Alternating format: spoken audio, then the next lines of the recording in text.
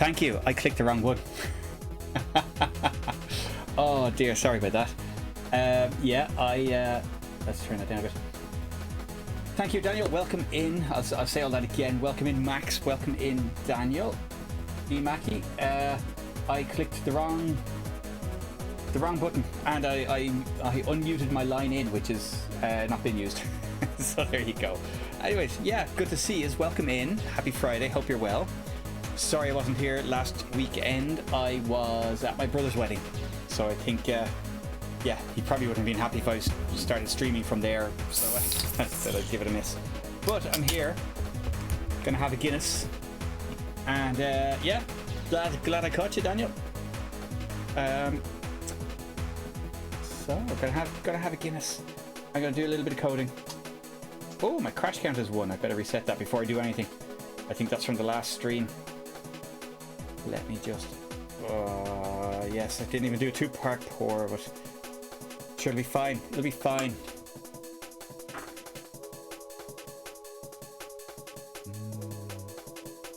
Nice. Waiting for the wife to get home before you drink. Fair enough. Of course, it is much earlier there.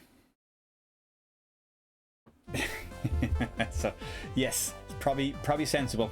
You don't have to turn up and say, "Oh, I was hoping you'd drive to the supermarket or something," and you're wasted. Yeah. Okay, where are we going? So first off, what's this thing?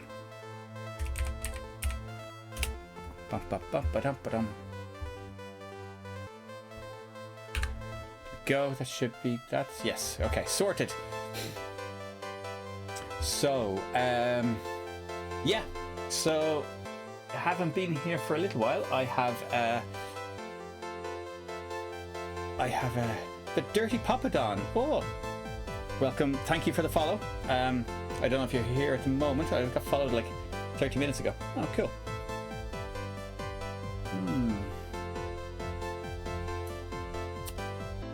Speaking of wasted, yes. A bottle of vodka is certainly a ticket to that. Oh, Predator Gaming. Welcome in.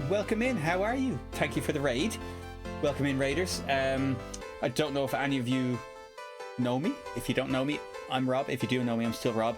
I'm going to do a little bit of coding on the Amiga tonight. I'm working on a game, a very simple game. And oh, thank you, D Mackie. I was just about to do that. Well done. Lego Drive, is it good? Did you have a good stream? Where is my Win UAE gone? There we go. Yes. So this is what I was working on. Hope you're well. Welcome in, everyone. Anyway, so yeah, I'm Rob. I'm generally mostly try to stream once a week, usually on a Friday night. I'll have a beer and a chat as well, and the Dirty Papadon, thank you for the follow, and welcome in. Good evening. And yeah, so and then usually do a bit of coding while I get slowly more drunk and the code gets worse, and that's my Friday night. Yeah, happy you guys are here. Happy to have the chats, and if you want to join me in a drink, excellent. If you don't, excellent. And yeah, sure. That's me basically. Mostly Amiga stuff I stream. Occasionally do Atari 8-bit stuff, or I was doing a little bit of electronics design recently. Sometimes it's games, sometimes it's what I did a little while ago as well was PC games that the Amiga didn't get, like Populous 3 and things like that. So yeah, I do that sort of stuff as well. There's usually some sort of Amiga connection, basically. Even the Atari stuff, you can say it's an Amiga connection because of the J minor chipset in it. So yeah, there you go. Anyways, this is Blitz Basic. I've been working on a very simple game. I've been working on it for a long time because I'm very slow at this, and because the only time I get to code is usually a Friday night when I'm chatting, when I'm drinking. So there you go. So this game is a little stacking game. I know someone mentioned the actual proper name of this before, but this is what it looks like. Oh, I've got loads of debug stuff going on. But why is it doing... Okay. So normal. it actually has some music to the game. So let's pause the mod for now. The music's jank. But anyway, the idea is you press fire to line up the tile, and you have to try and get the stack as high as possible. If there's any overhang, you lose that overhang, and that's the idea behind it. So we go like that, lost a bit. If we go like that, you can see what I mean. You lose bits, and it slowly gets higher and higher and higher. And basically, it's a high score game until you miss altogether, and then it's game over. But the music scrolls with the with the level, or with the background, which makes it awful.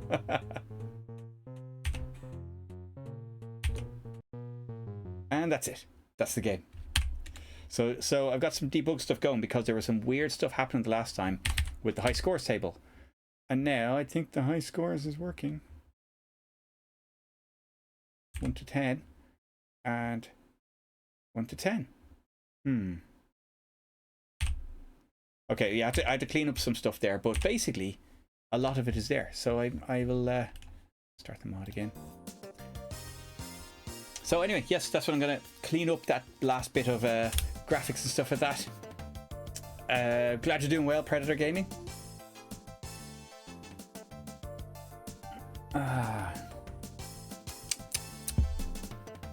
It's actually warm in Glasgow the last few days. So cold Guinness is good. Oh yeah. Oh, I have some Guinness Zero as well here, but it's the non-zero stuff for tonight. And you know what? I'm not even that big a Guinness drinker, but I had a house party there a couple of weeks ago, and someone brought along a load of them and left them. And so I'm kind of okay. Yeah, fine, excellent. Thanks very much. I'll have these. And the nice occasionally. I'd usually have a couple, and then that'd be me. But yeah, we'll take it nice and slow tonight. Okay, so why were we even in this section of code? So the actual game part, I think, is working okay. Yeah, that was a thing for me. Is like I'd have a pint of Guinness, and then I'd be like, okay, that was nice. Now that's enough. And go into something lighter. But yeah, I don't know. There's people who go out and have 12 pints of Guinness. Couldn't do that. Yeah, that's crazy. But this is tasting good tonight. Okay, where were we? Yeah, so draw high score line. So I've got all these routines. So basically the main loop in here is a big dirty state machine, which means that the same loop runs no matter what status the program is in, what status the game is in. And I just you know, and it just uses this big case statement, which would be a select case statement, which is a switch statement in C, if anyone's familiar with that. So this is okay, so game over, handle menu, and then high scores. So what's happening is I'm going to turn off the debug just for, oh, the debug is off. So, oh dear, why I must have been adding stuff in just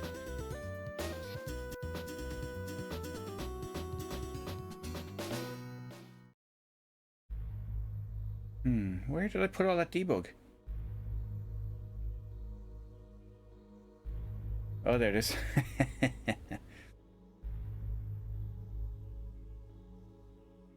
There we go. Let's what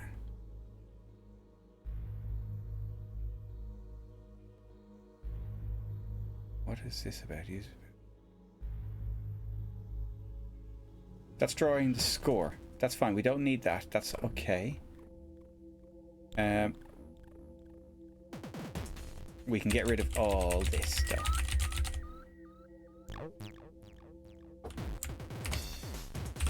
And let's see. Why have we got... okay. High scores. And they actually look fine. I can't remember what the story was. Oh yeah, look there.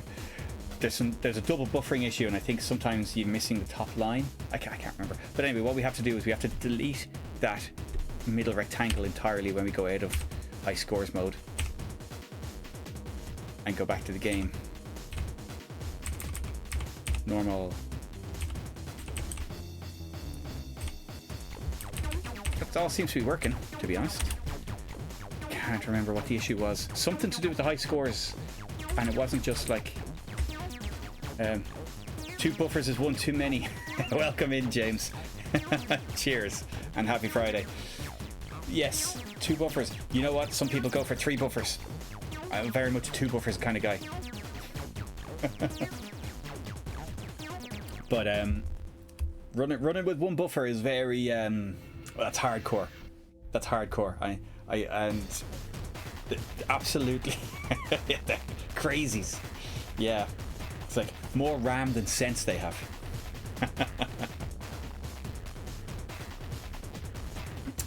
God. Anyway, hope you're well, James. Hope you're having a good Friday. They want the world, and they want to fit it into 2 megabytes. That's what they want. But yeah, no, I'm doing double buffering because to do single buffering, I am nowhere near good enough. To do single buffering, you really have to have your timing very, very precise. Now, James isn't really an Amiga guy, so this is where this is coming from. But a little bit of background: there's when you draw the screen, if you start drawing to the screen, you know the Amiga still works in kind of old school drawing, line by line by line, and that's how it outputs its video. So what you have to do is you have to basically draw behind the beam. So if the beam's coming down here, you have to draw and then draw and then draw and then let the beam do its thing. So if you draw over the beam or at the beam, if you draw it before the beam, whatever you've drawn will disappear straight away. If you draw it at the beam, you'll end up with tearing, which you still get actually with if you don't in PC stuff, if you don't synchronize with the display, sometimes get tearing, same thing. But with this, because we erase graphics and then redraw them, what you get is this heavy flickering or partial flickering, and it's not pretty. So that's what the double buffering is about. Anyways, yeah, so I can't remember what I did to change the background color.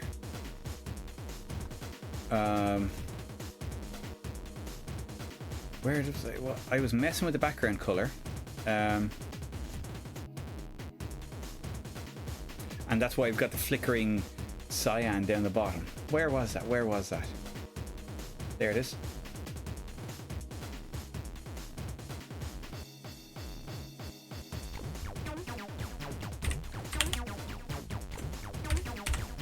Dum, dum, dum. Beautiful, perfect. Now let's see. Normal. See, this is drawing fine the whole time. I can't remember what the problem was. Maybe I fixed it and I was too drunk to realize. But that double buffering, see that flicker, that's double buffering should be solving that, and it isn't. But I don't mind because I don't actually care about the double buffering when it's in the actual game. So it can glitch like that all at once because I'm going to erase it. I don't know why it went down to 0.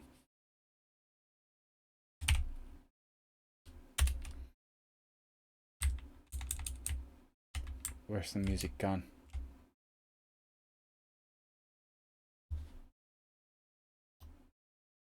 Yeah, we already had something like that. Play something else. Play something else.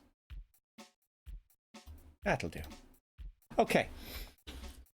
So we're back to semi-decent working. So what happens when we get to high score?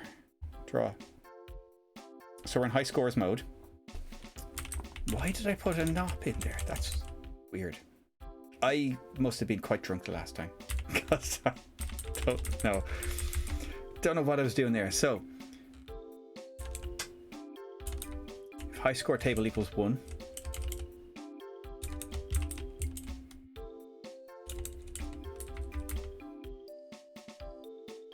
Oh yeah, okay, so if we press the button and we're already on 1, so high score table would be 0 for the normal mode and 1 for competition mode. So if it's competition mode, we set frame count and we go back to the menu.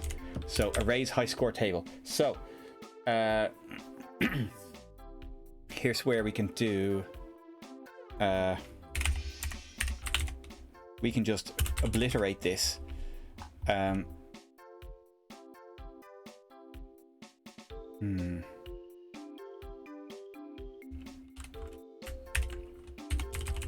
Let's see, mode equals M.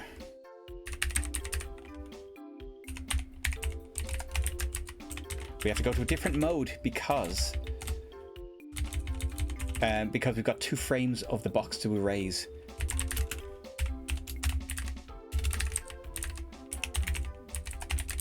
And here is where we erase them.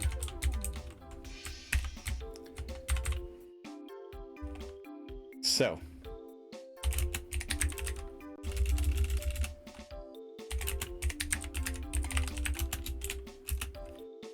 less than 2, so we want frame count will be 0 and then frame count will be 1. We'll try it and we can up it if we need to.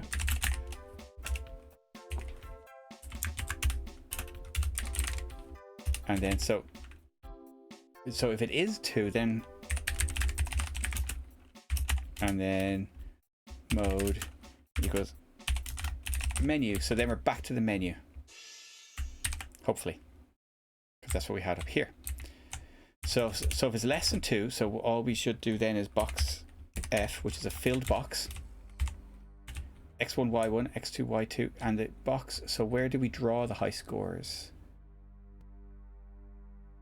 Draw high score frame.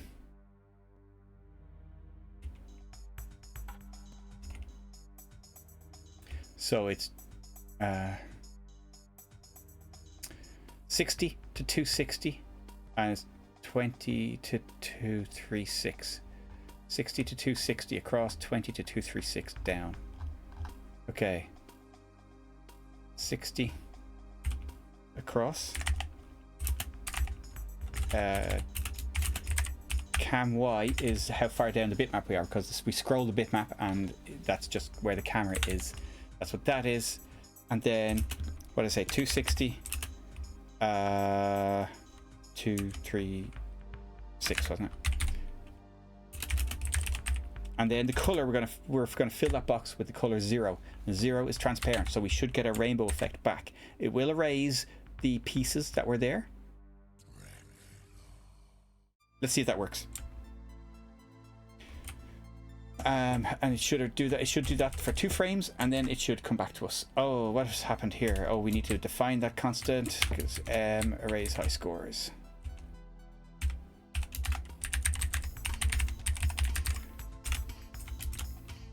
Ten modes. Oh, come on. Oh yeah. Okay. Normal, competition, high scores. Here's our high scores. Windigo, welcome in. Welcome in. Oh. That is swap buffer. Why did it do that? That's what was happening the last time.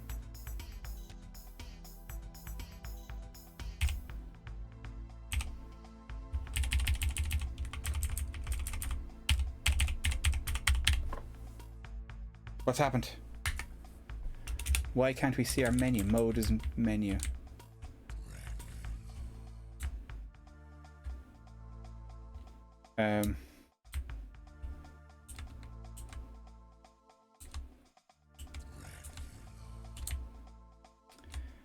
Running.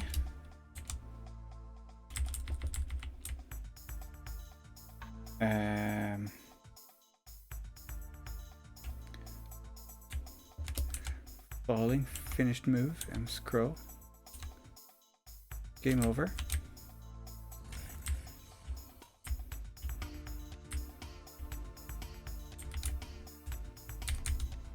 We just go to M menu. That's all.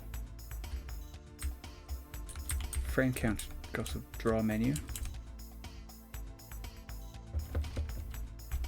Okay, weirdness is happening. Weirdness is happening. What's going on? Cheers, Windigo. Hope you're well.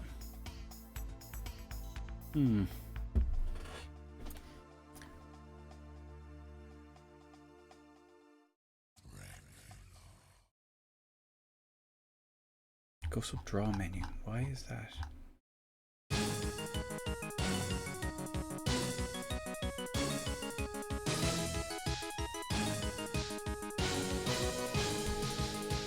Where's the draw menu?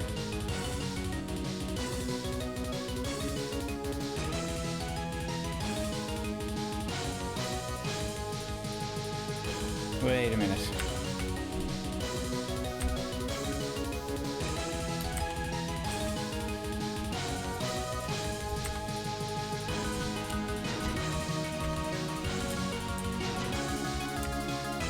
Go sub draw menu. Where the fuck is draw menu? Oh, there it is. Just where I left it. Okay.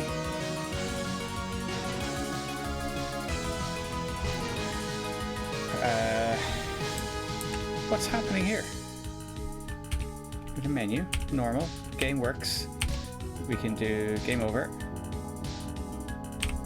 Back to menu. High scores. Oh. High scores. Fine. Fine.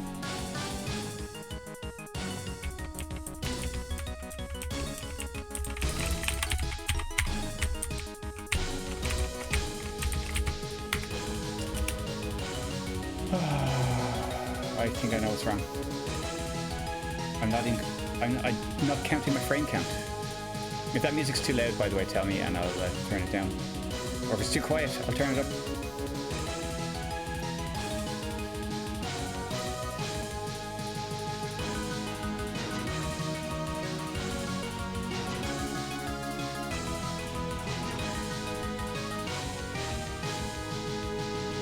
Is frame count not incremented automatically? No.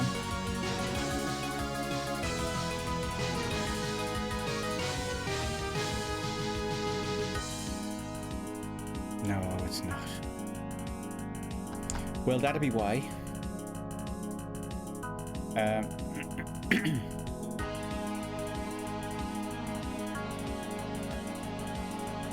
Draw high scores.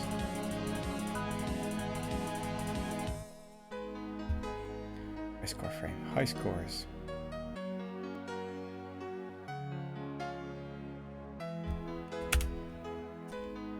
Excellent. Good to know. Thank you. Because it's I have quite the jank setup here, and I don't hear it the same volume you hear it.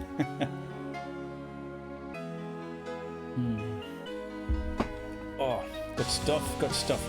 Okay, so the problem is I wasn't incrementing the frame count. That's what happened there.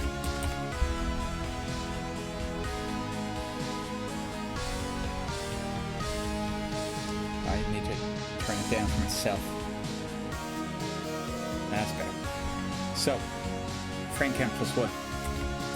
I thought frame count was incrementing automatically, and it's not. And so that was going to be, that probably is the root of all my problems in the last time. I was too drunk to realize. Let's see.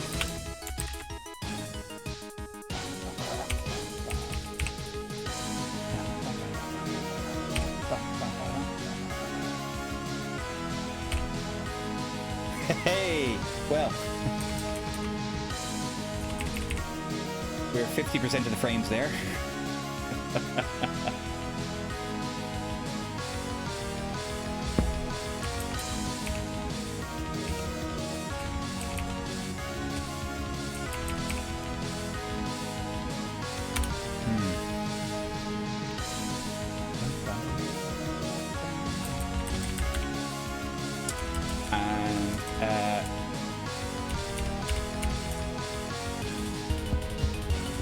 How can I do this?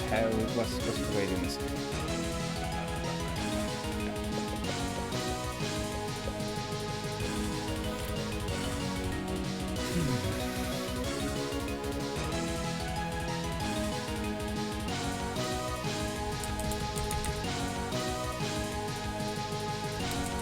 No, that's fine.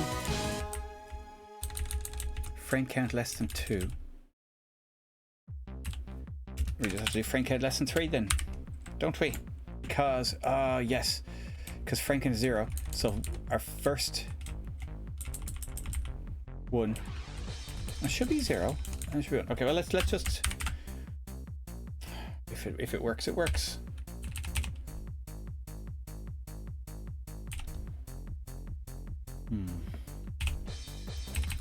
And it works. Look at that. It's a beautiful thing. A beautiful thing. Except, now, this is what I want to happen. I want to restore the background. So I'm just erasing the background, but now I have it working nicely. Oh, won't work. So I can go to the game. Things can happen. Oh dear, I lost. The pieces I want to stay there. So I want them to come back after this. I need to speed that up. That's very slow because they're just erased. But what I'll do is I can restore that by just copying that chunk with the bitmap out, and then we'll copy it back in afterwards. But what I want to do a little bit of tuning. So draw a HS line, draw a high score line. We do that. The delay isn't there, so let me see.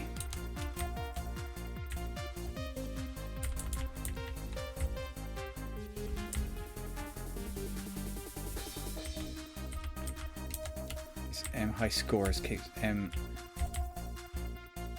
draw high scores. High score frame less than 2. So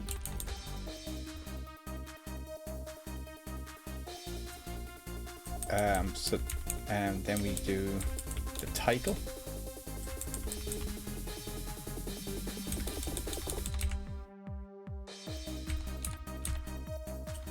High score frame is 22.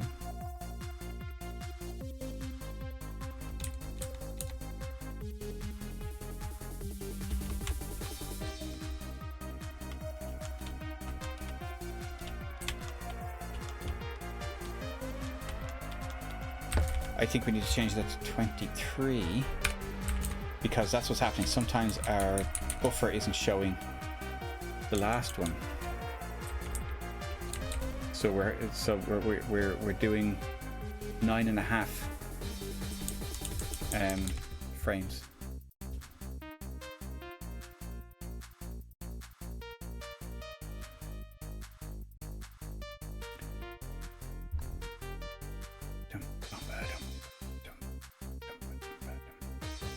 Draw a high score line. So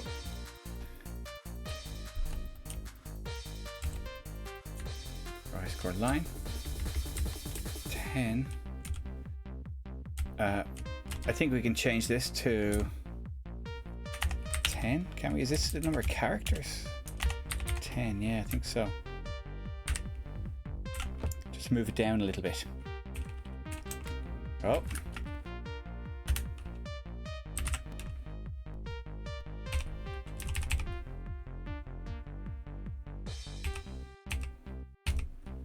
How did that happen?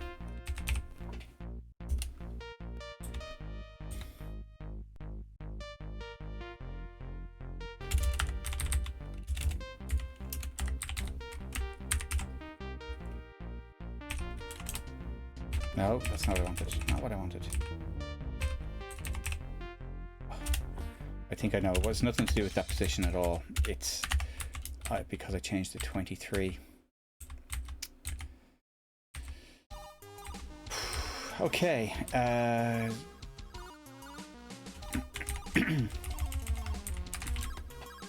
High score steps. So I made this extra, more complicated than it needs to be. Hey, beer time. Sláinte, D. Mackie.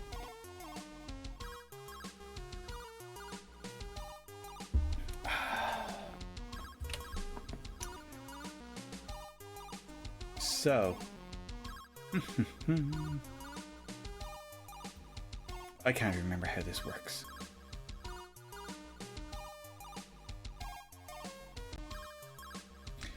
Okay, so when it gets to frame 22, it will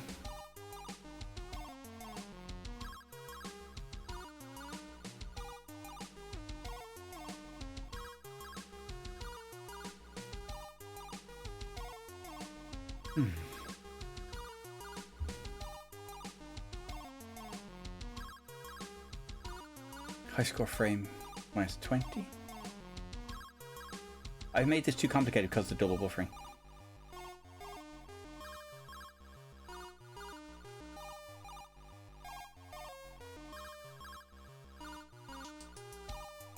So high score frame plus 1. Okay, so every time it goes round, it will add plus 1. But at the start, it will draw those. So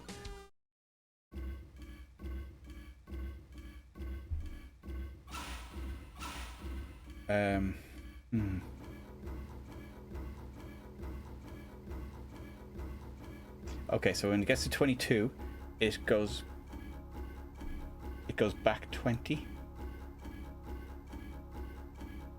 and does high score stepping. Let's just make sure it's working again. Yeah. Ah. Oh. Yeah. Yes, Cami. Okay, so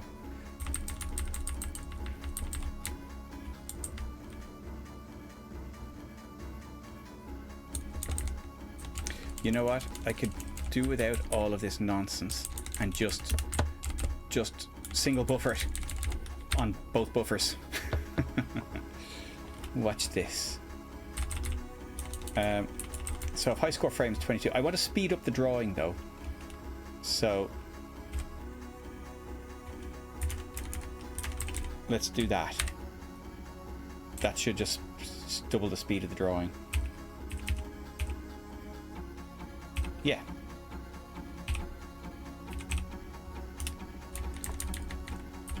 How did I mess up the whole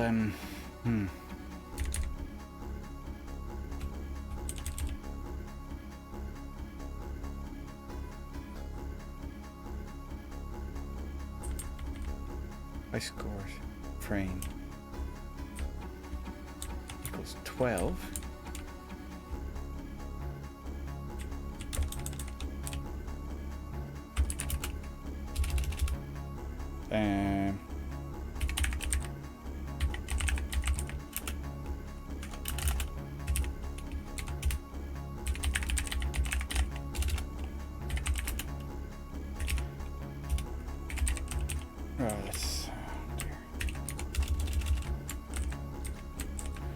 So we just do the same thing on both bitmaps. And maybe that's it? Is it? No, sure, why would it be?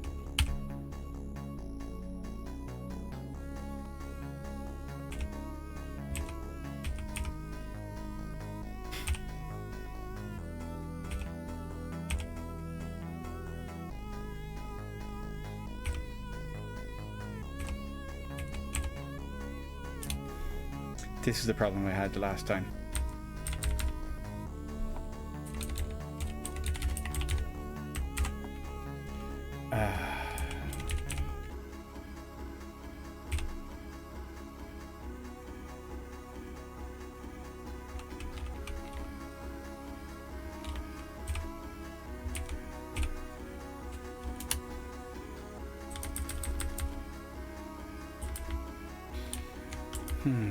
Okay, let's try something else.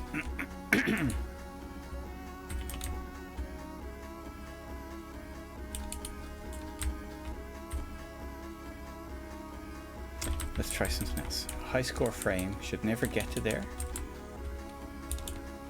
because as soon as we've drawn all the lines, we go to there. So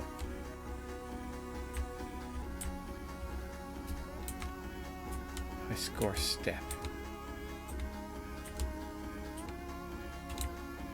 Draw high score line.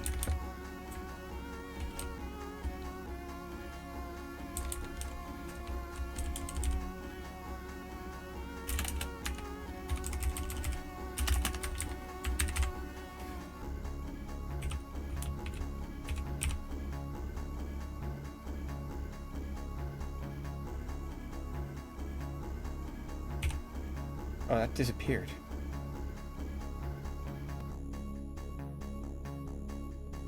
Just before I press the button.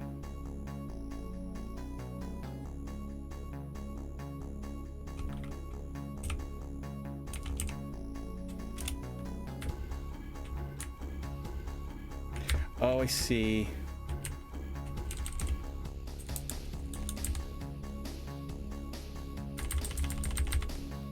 Bitmap output db. So we need to remove that from there and go back to the main loop and call it before we go to draw high score line.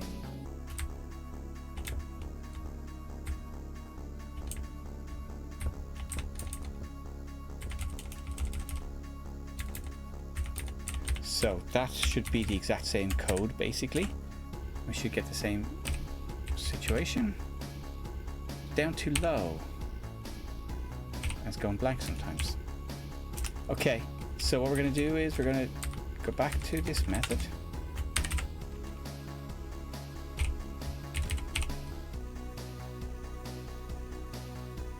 Now, why is press fire not flashing? Oh, I haven't done a press fire.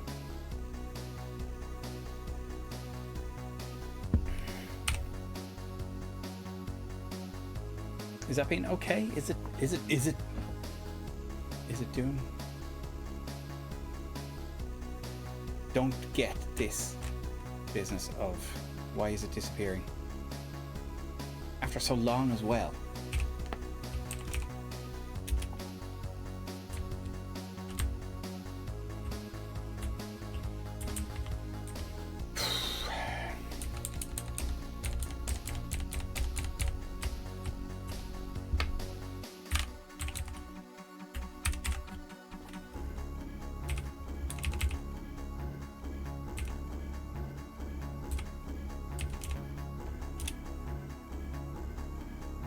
Weirdness.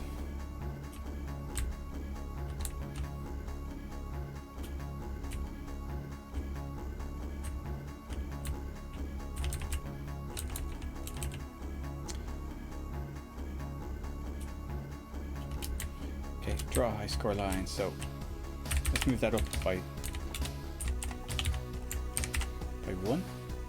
See how this lines up now. Oh, what? Scores.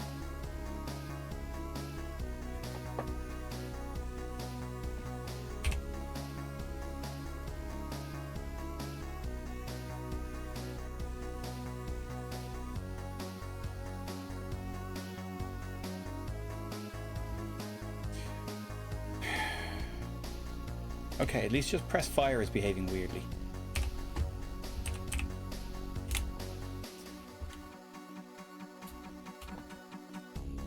So that's, once it draws them all, I think they need to move up slightly more, don't they?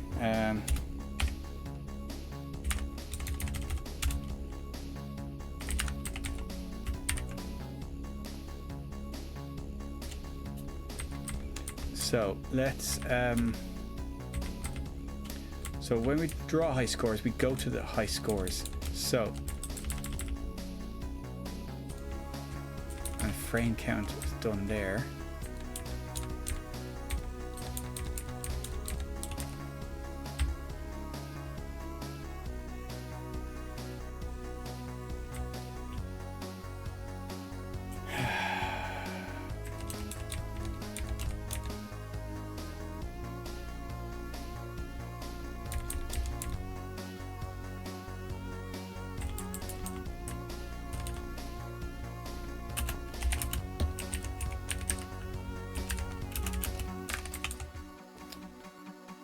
That's it's an awkward way of doing it, but I think what's happening is it's randomly flipping the buffer.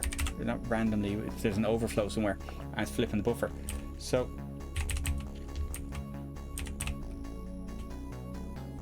okay, that spacing looks better. Is press fire going to stay there? Are the scores going to stay there?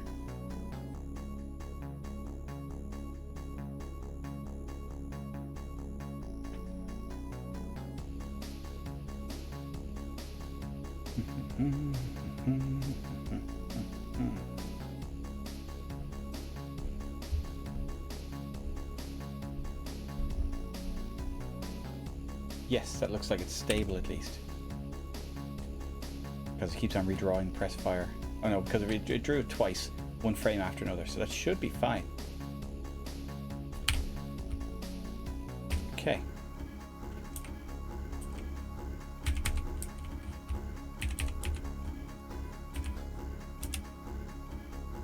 All right.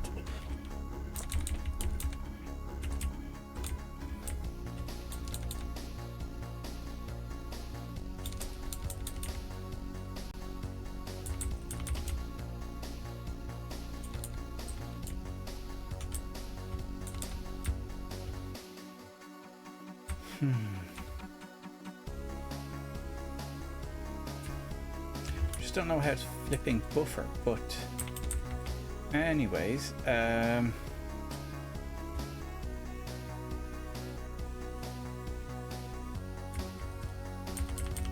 why are we blitting press fire there?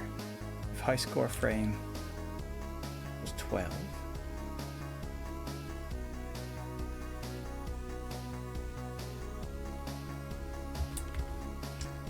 Why are we doing this? Why is that there? Why?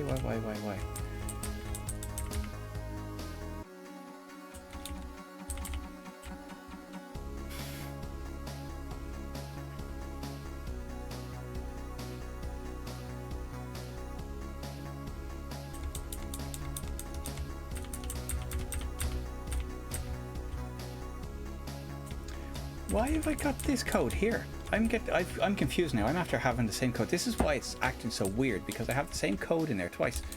So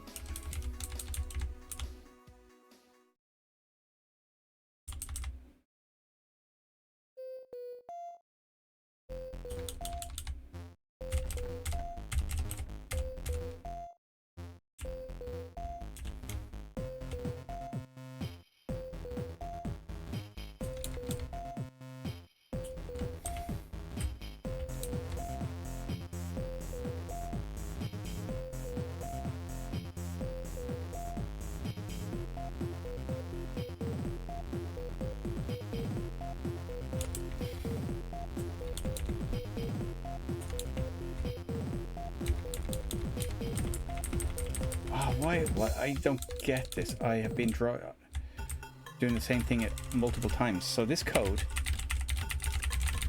is redundant, I think.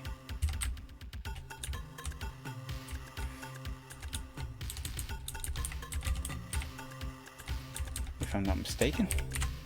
So I'm after recreating the code somewhere else, and then wondering why I've got the same code twice, and no wonder it's flickering and doing all sorts of weird shit.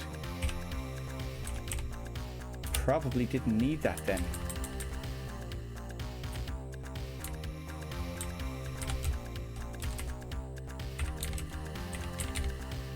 Now this is going to flicker, is it? So that's the reason it was half the time flickering. No, it's not going to flicker. Why? I don't understand.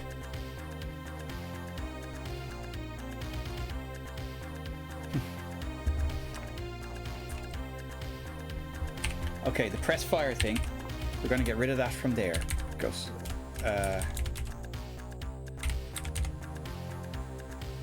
so that should give us a menu high scores,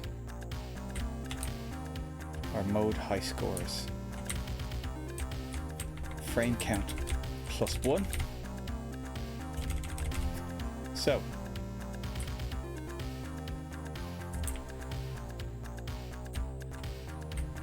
what we want to do is we want to move this to here.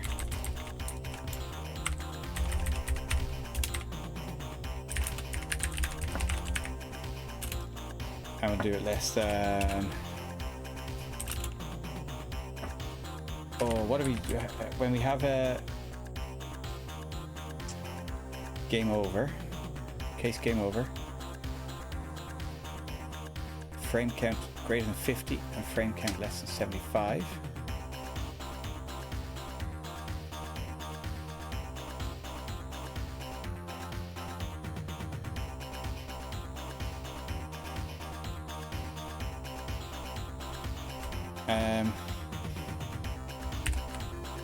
Yeah, we'll just bar that.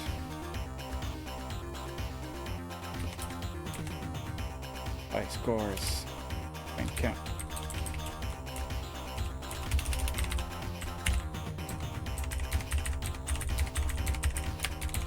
And frame count less than 75.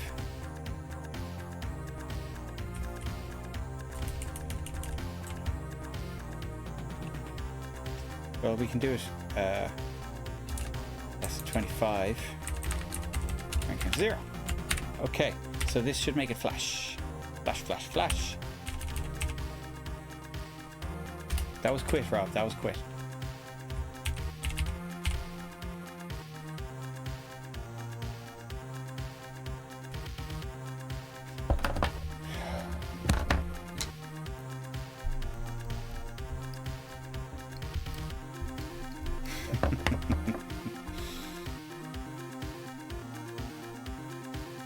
Where did my numbers go? Where did they go?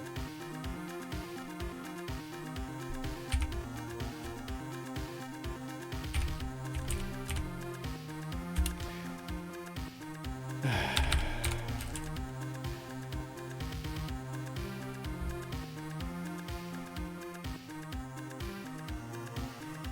think we want them to flash more slowly, do we? We'll leave it at that for now anyway.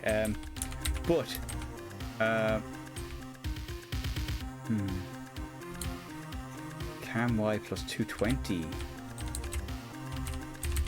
220. So that'll... Oh, Jesus. Why did they put the delete lines shortcut right beside the save shortcut? Because it's S and D. That's why. This is... My keyboard is a bit shit. So I sometimes... Especially the numpad I'm using for the joystick, because this is on an emulator, it's twitchy, let's say. Don't buy Logitech gaming keyboards. This one is shite.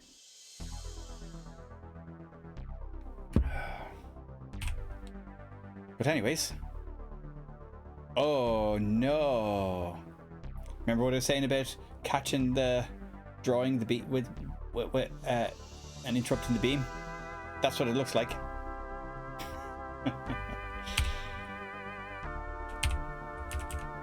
Why is that? What?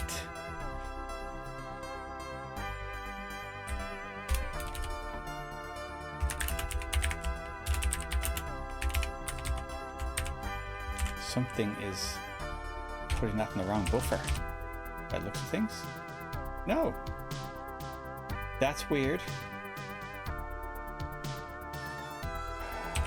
God. Why is all the weird shit happening to me? But anyways, let's that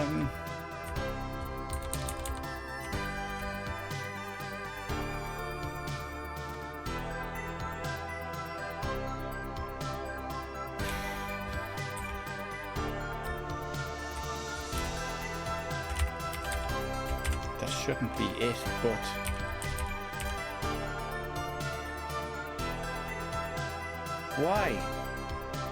why have I swapped buffer? But anyways, that's why we double buffer, folks. That's so that you don't have graphics that look like that. Okay. Oh, that's a fucking score to stay in there.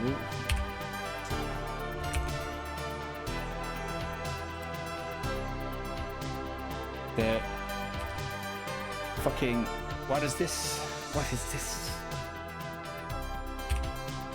Oh, we're erasing the wrong one. Time to convert the second source set me just before Christmas. Oh no! Oh no! I have a queue of people looking for them, and oh dear, oh dear.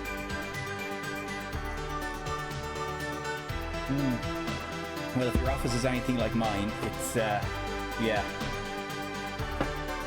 You might be a while looking, to be fair.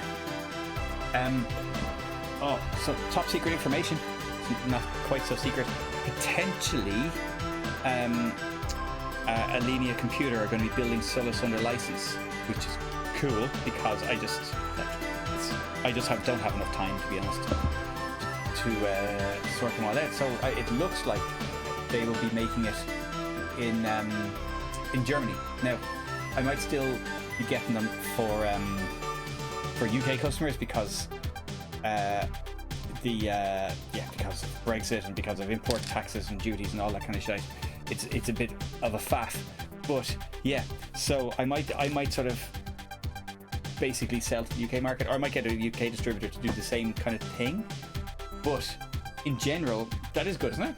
And they did ask me about ages ago, and I wasn't quite happy with the hardware or with the firmware. But like at this stage, I think it's still not finished, but it's good enough, if that makes sense. And so yeah, so I think we'll be seeing that in the near future. But yeah, it's good news. So happy days. Now, I'm not saying it's definitely going to happen, but they're building a trial run at the moment, so fingers crossed. We'll see how it goes. Yeah, cheers. There'll be more time for working on other shit. But, yes, if you've knackered your shoulder, you're going to have problems keeping things in order, I suppose. Yeah. What did you do to the shoulder?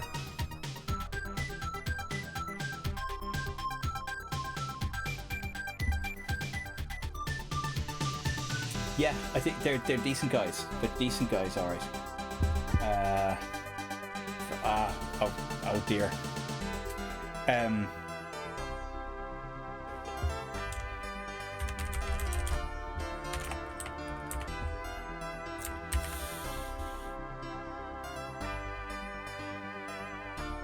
Picked up guys, Commodore.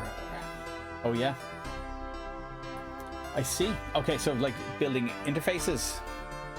Ah, very good, very good. Fair play. Well, I hope you get your shoulder sorted. Yeah, that's no good. That's no good. Yeah, I might. Another reason that I need to get other people building Solus boards is that I was toying with the idea of open sourcing it as well, but it's yeah. It's going to end up in a sort of similar situation with the sellers, but yeah, one of the reasons I'm thinking about this as well, that I won't even have this man cave anymore in a little while, because it's going to be the baby's nursery. Yeah, it's mad, isn't it, how these things just keep going and keep going.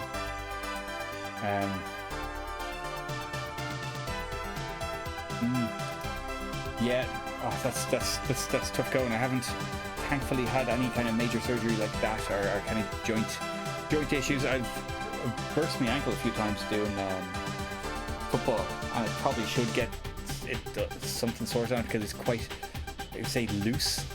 It sounds weird to say it like that, but I think there's been some tendon damage, so it makes it quite easy to go over on again.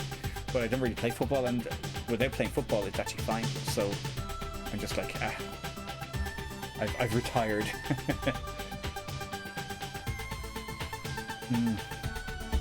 But anyways, yes. So that's the story.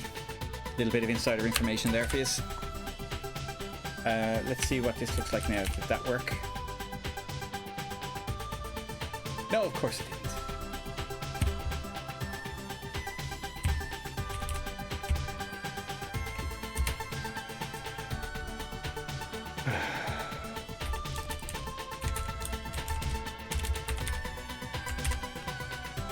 Why is this not working? Why? I really don't understand that. Fair play, soldering a beer. Excellent choice.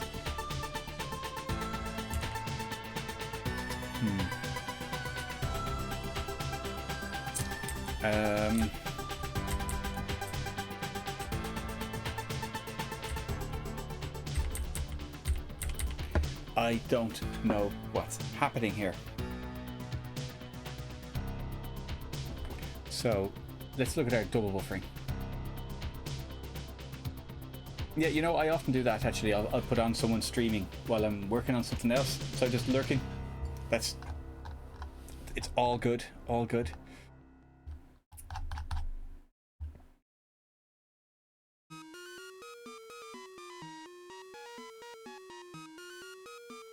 So we'll display bitmap 0, let's say, and then we say use bitmap 1, unbuffer bitmap 1. This is very simple double buffering code. Why is it not working?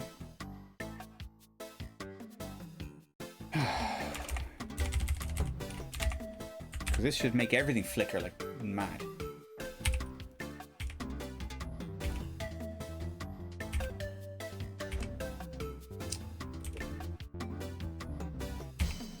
But it doesn't. What is going on?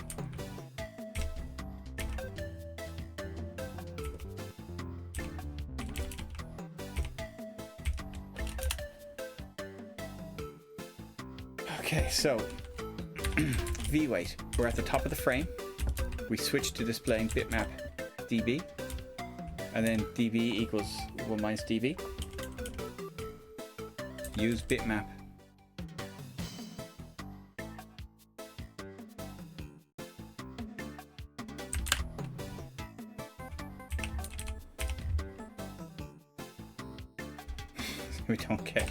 we don't get the thing at all. But see, yeah, we do get some flickers of the drawing there.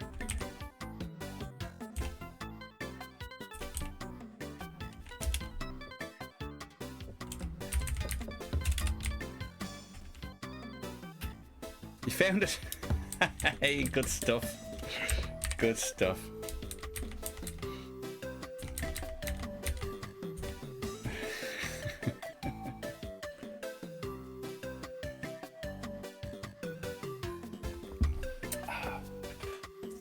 Couple more.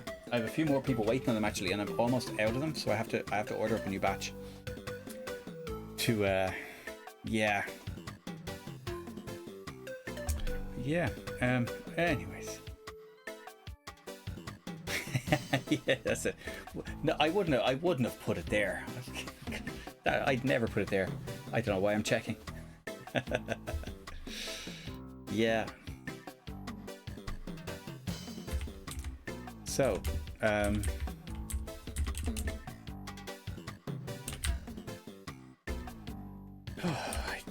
know what's going on.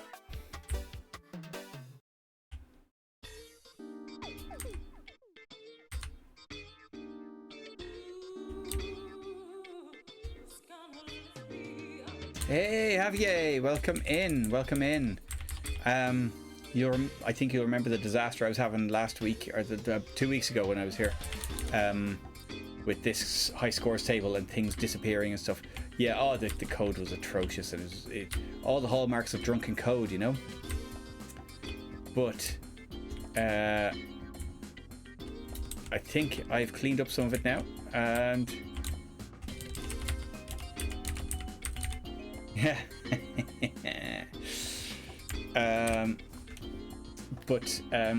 Yeah, good to have you in. Welcome along. I'm just out of Guinness. So what I'm going to do is I'm going to finish this. I'm going to get one now in a minute. But yeah, I had 2 different chunks of code that were drawing the high scores. So that's why it's getting flickering, because one set of code was drawing just to one bitmap and one was drawing to both buffers, and yeah, it was a mess. But now what I'm doing is I'm just brute forcing it. I'm going to draw to both buffers both times to make sure it can't disappear on me. And this is what it looks like. Except for the press fire, looks like I'm not double buffering, and I don't understand why that is.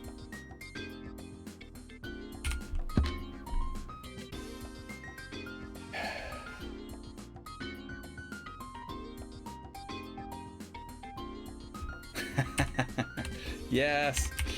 Oh, it's a winning night. Winning night. Okay, so that all looks good. Now, when we're on high scores,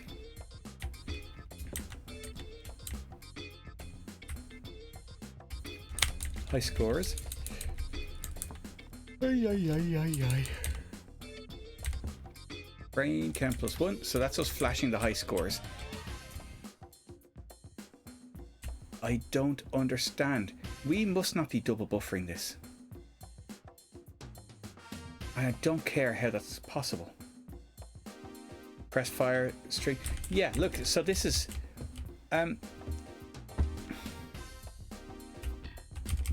if I draw to the other bitmap,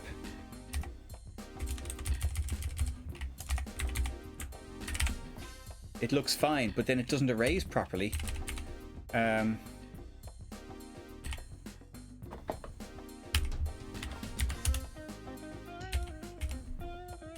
just making a liar out of me now.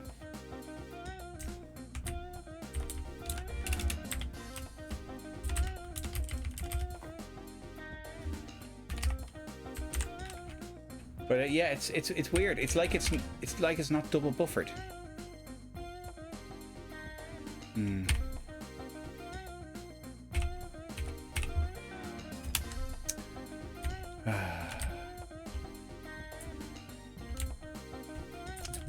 Weirdness.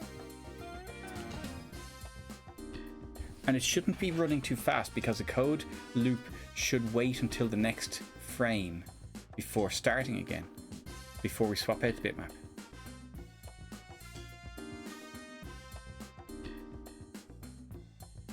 Excuse me.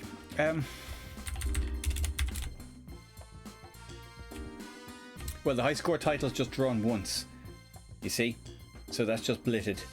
But it's using the same code as, for example, this press fire and the menu. They're all using the same code.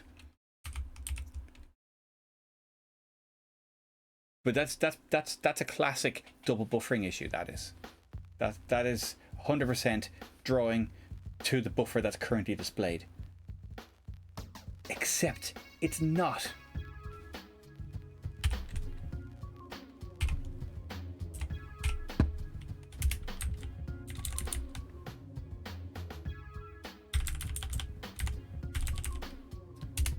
Let me see.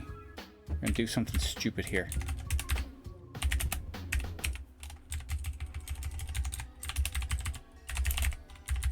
So it'll only blit it on the one on buffer 1, not on buffer 0.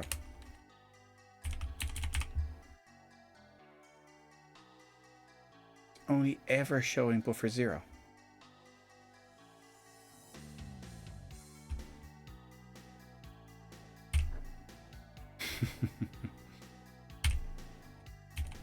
It just glitches in there.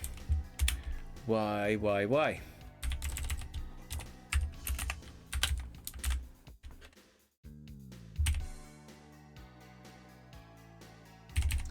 But it shouldn't be.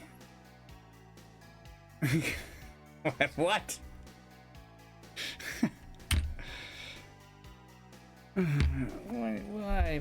Why?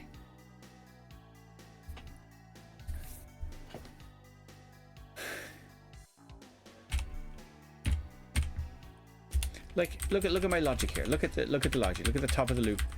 Here's my loop. Wait for the top of the screen. Then we display bitmap db. Okay? Then we swap db.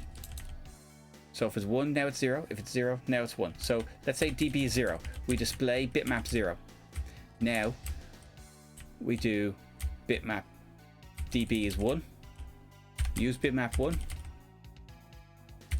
Unbuffer 1. Okay, so that erases everything that's been drawn. But that is not the bitmap that's displayed. That's buffer 0.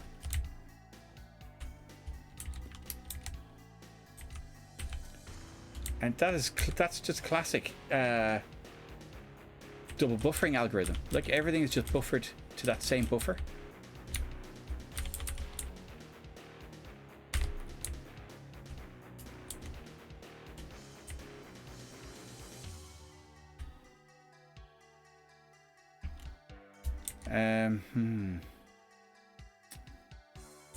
Oh.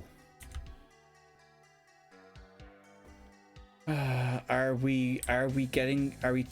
maybe you have a point that's too low on the screen, and what's happening is the code is not waiting for the blitter to finish,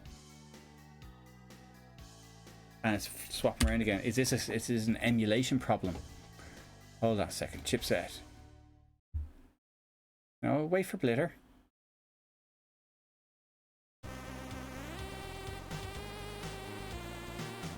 No, it's correct. I don't get it. I don't get it.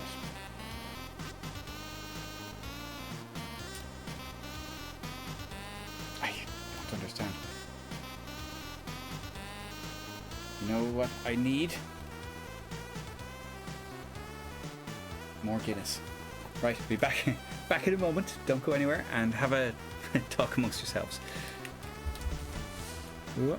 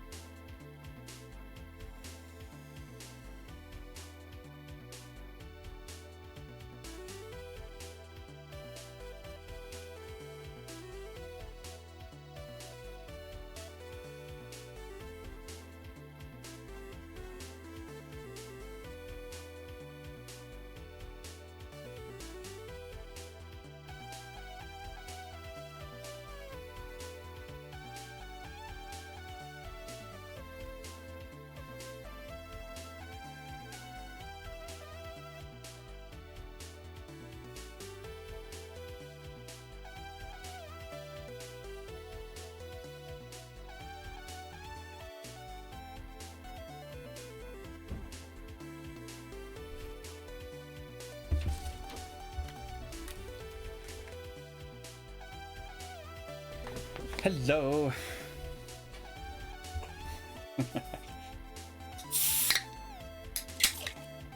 Oh yeah.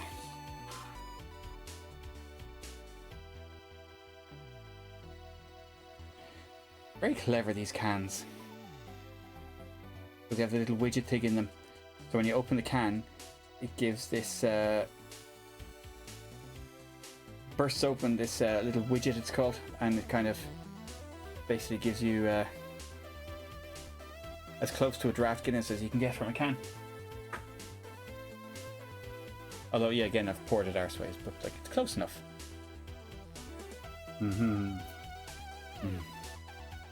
Yes, yes, yes, yes. Although it kind of annoys me that they're not pint cans, so you end up with a Guinness that looks like that in a Guinness glass. Like, yeah.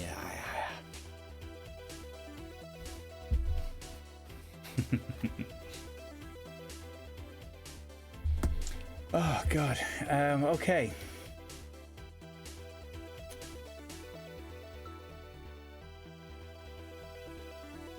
Yeah, so I don't know what's going on. I don't know what's going on.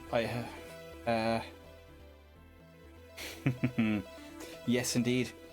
Classic Irish beer, the Guinness. It's an Irish stout.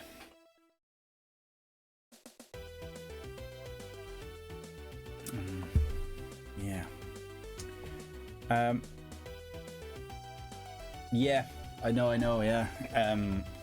But yeah, see, that's the thing. If I was going out buying beers, I generally wouldn't buy Guinness. I would, I'd probably buy sort of like a red ale or something like that. Or depending on the mood, maybe, yeah, an IPA or a blonde German beer or something like that. Yeah, it depends on the mood. But these are tasting good tonight.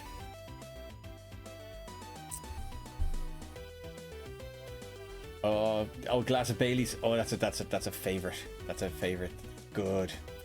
Guinness and pubs usually a bit crap. That's interesting because Guinness is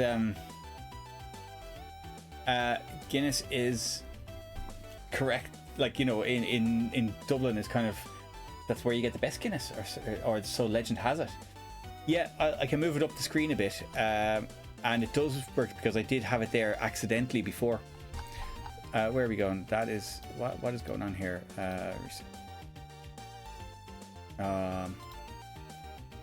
Yeah.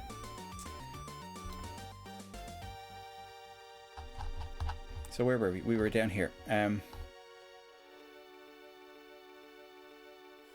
High scores. So if we put it at 200, let's say.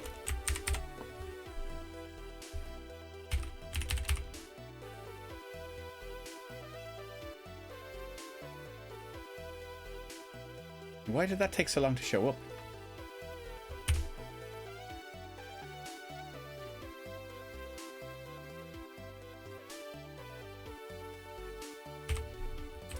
Because I have this code still in here, so it's only when it randomly flips buffers. I don't know why that is. I don't know why that is. Yeah, you can see there, it's fine.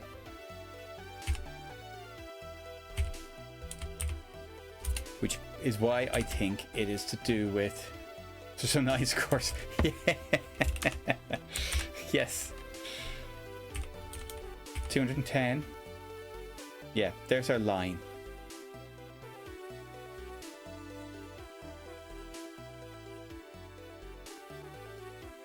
It's about 220 pixels down.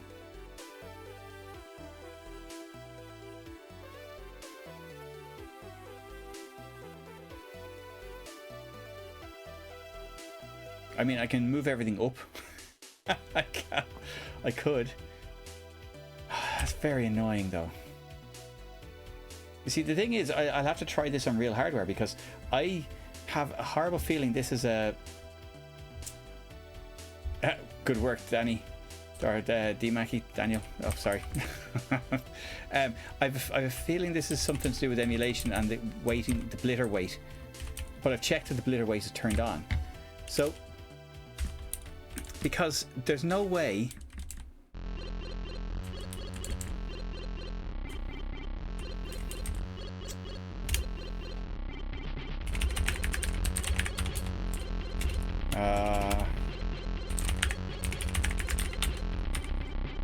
weight blitter, I think is what I'm looking for.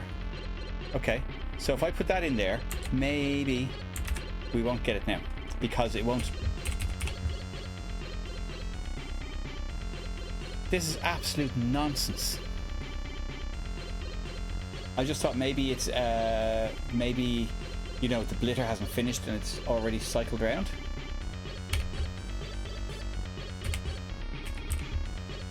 Let's absolutely brute force this.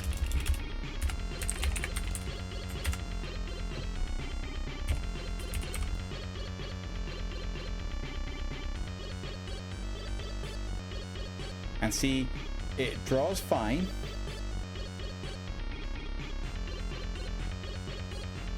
Oh my god. But when it's erasing, you get the glitch.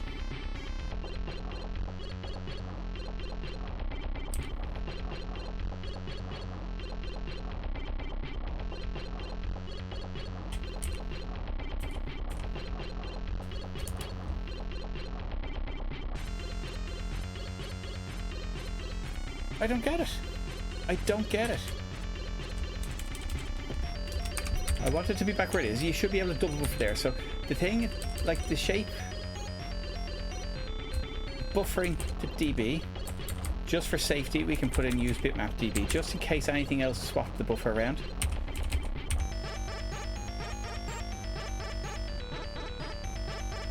And you can see the V weight isn't always curing the problem.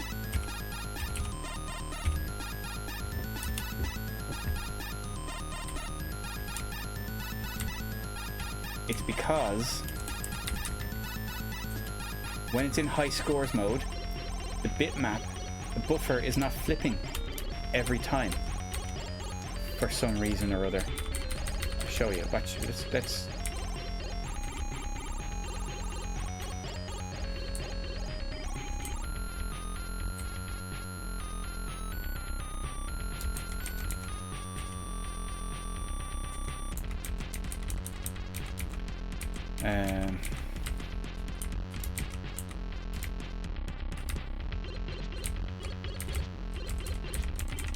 let's have a look at this.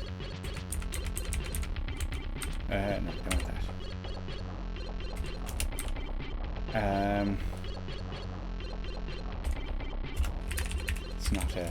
It's not C. We'll put conditional compiling on this.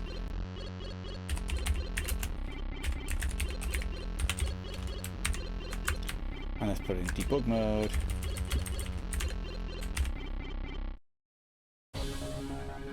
Okay. See this?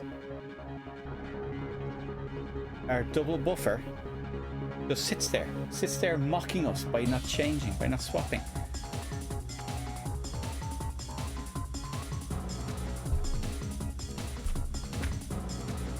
It's very Wipeout music, very cold storage.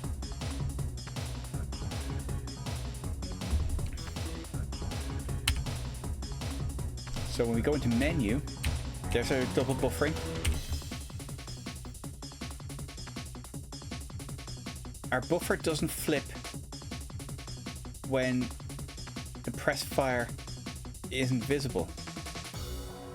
See that? But sometimes it finishes on the one, and that's where we've got glitches.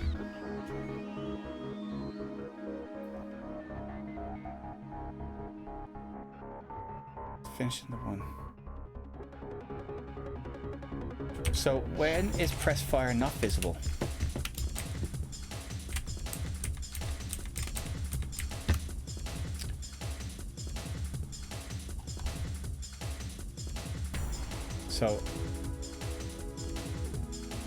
So we're in high scores.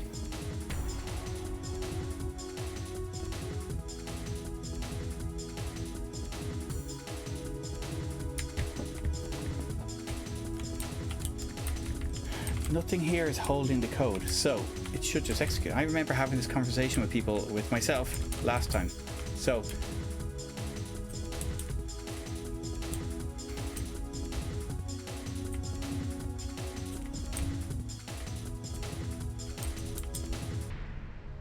case M high scores.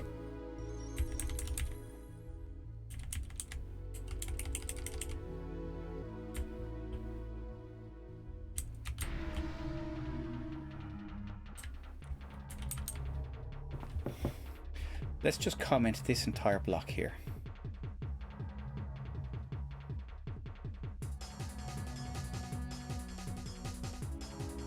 And see if this is causing us problems.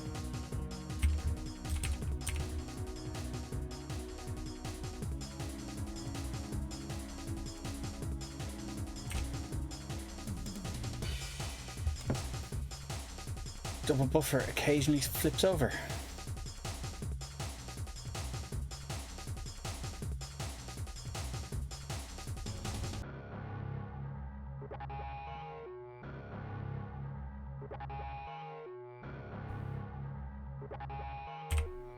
Well, that's kind of what I did. That's what the V weight was that I threw in at when it's blitting there. You see this V weight here?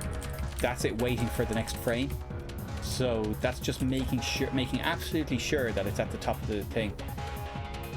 So it's not a bad idea, although it didn't really help my situation. So you're on the right track. Now, what the devil is going on?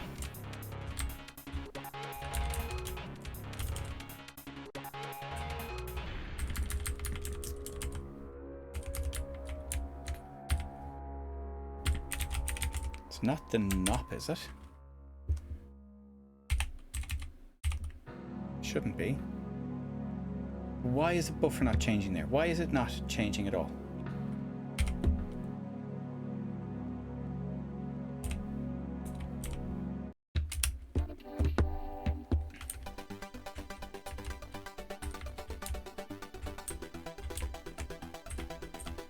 So we got a double buffer there.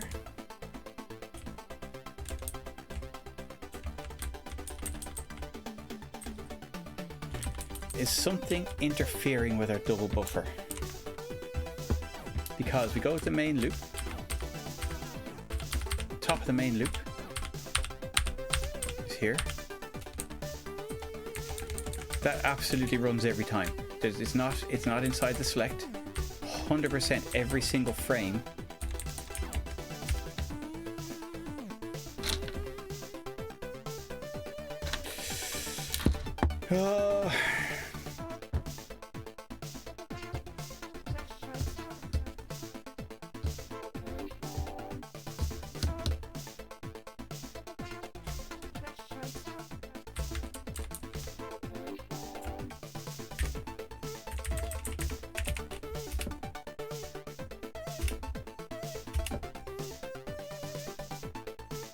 So,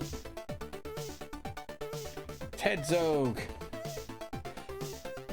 Have you loads of menu? Well, that's what I'll check in a second. But wow, oof, there's a hell of a raid. Welcome in, Ted Zog. Ted Zog. How are you? Welcome in. How's your stream?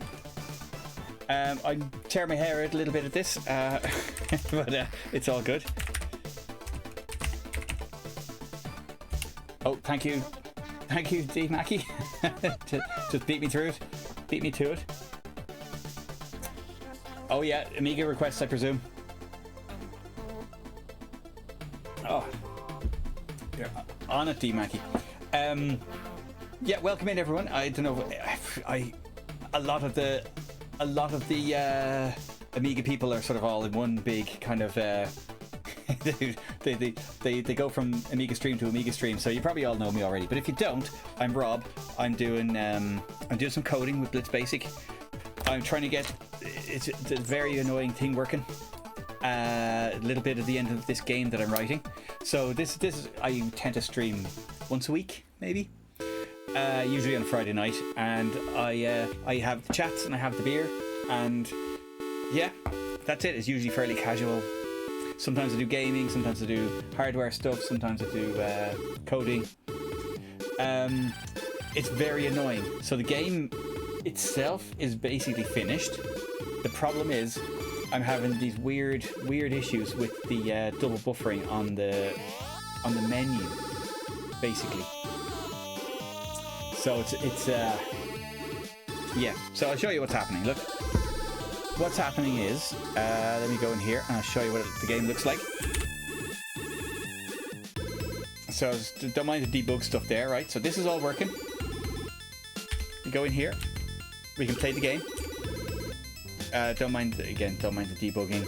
But the game is like this, basically. So you have to stack up the tiles and you lose whatever overhangs.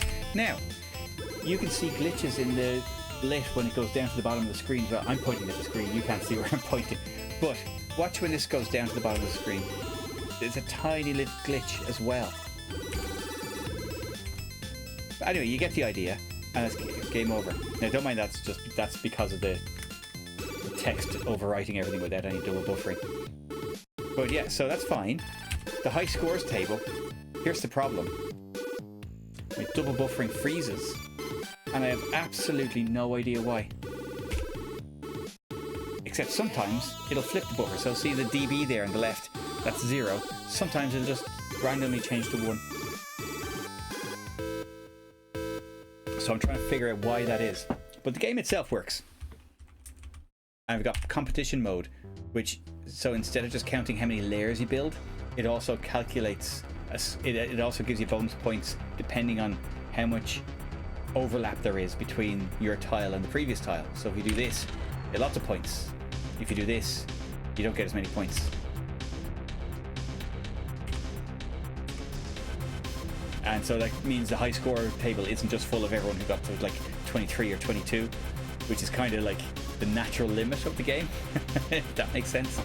But anyway, that's how we're getting on.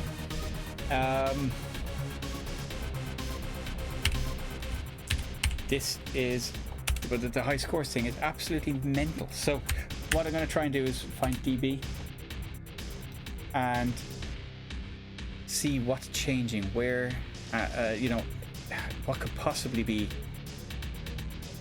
messing with it, basically. So nothing. Buffered blit. This is all just using the value dB. We're not changing the value dB. Bitmap output 1 minus dB. Yeah, that's fine. Shouldn't need that, but that's brute forcing our problem. Use bitmap dB. That's commented out anyway. Commented out bitmap output. Use bitmap dB.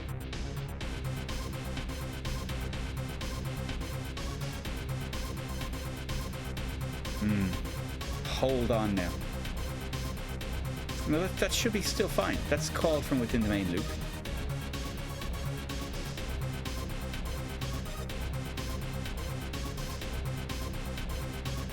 There's our menu code. DB is not, nothing modifies DB. So why is the main loop freezing? And it's not freezing because you can still move things. It still waits for you to press fire. So, so that's where we are. Now, Javier had a suggestion there. Move the menu down and see if that gets affected as well.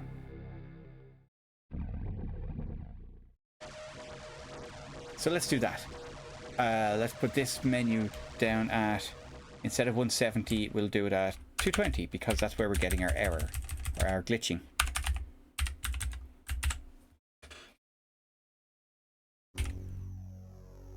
Yeah, see? Same thing.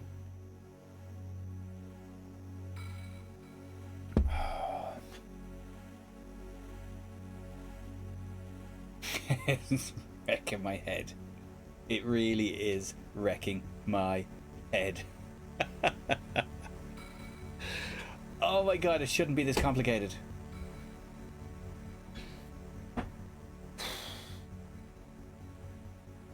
Yes, let's fuck up the whole game. Yeah. Yeah.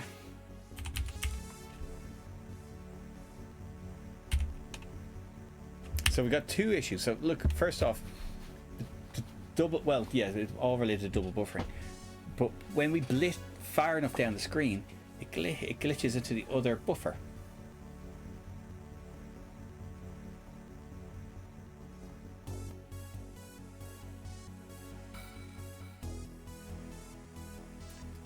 What happens if we force a second V wait?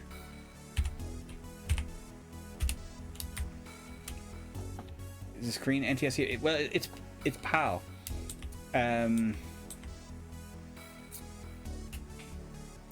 Or is it? No, it's PAL because the machine is set up as a PAL machine, and basically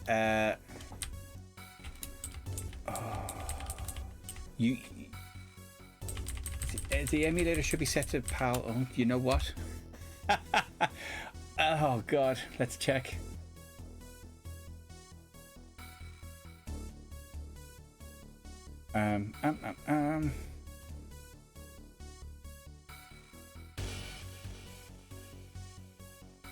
Yes, PAL. But is there some reason it thinks it's NTSC?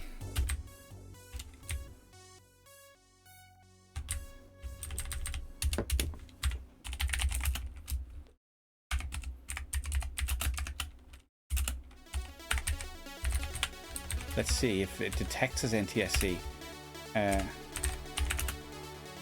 Let's see. Don't like using mouse weight, but hey, NTSC 0, so it's false. So it doesn't think it's in NTSC mode.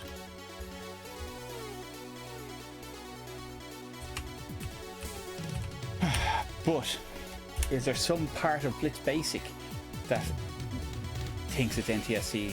Like, sorry, not some part, because Blitz Basic itself is doing that. Is there some part of Blitz Basic that's hard coded for that? But I don't think so either, because I have coded games that are fully, that use the full height of a PAL screen, and it's not. It doesn't do anything. It, like, as in, it works. But there's a dim. I have a dim recollection of something now.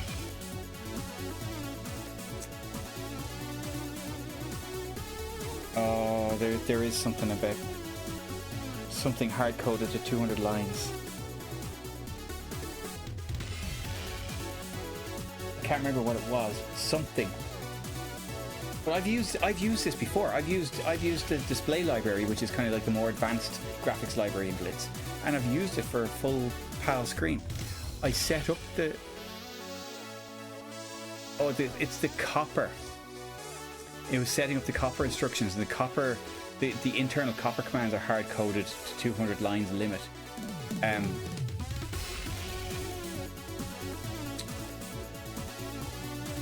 Is the copper fucking around with my bitmap?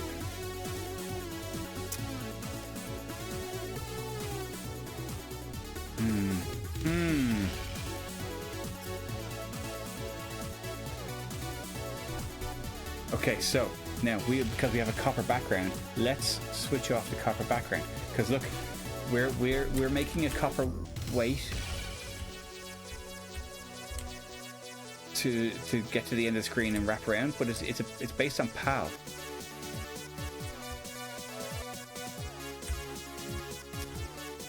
Create copper. What we're going to do is we're going to disable all that. So this will get rid of our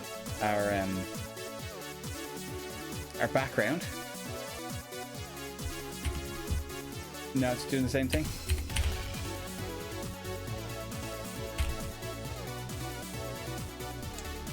Something quite cool about the black background, I have to say. No, so we're not upsetting the blitter with the copper.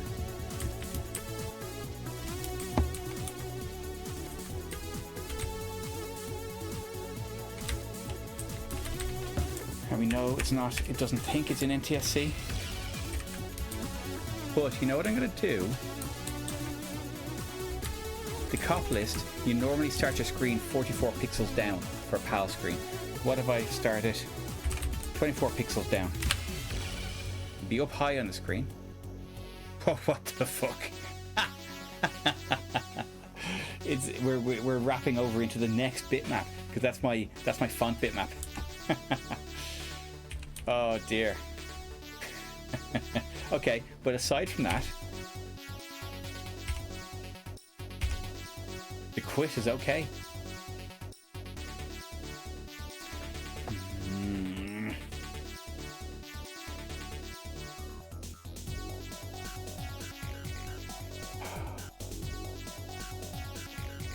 I want to try this on real hardware. I want to try it on my A1200. Yeah, but see that. Well, I don't think you can see this actually, but the blitter weight is switched on and immediate blitter switched off, which is kind of, you know, which is proper setup, like. So I don't know what is going on. Sorry, I see there's an NTSC checkbox is definitely not switched on.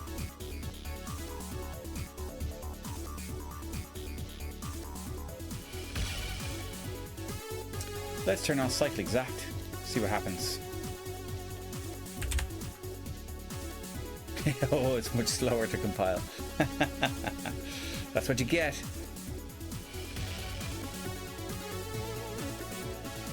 Oh, I never reset the thing, but...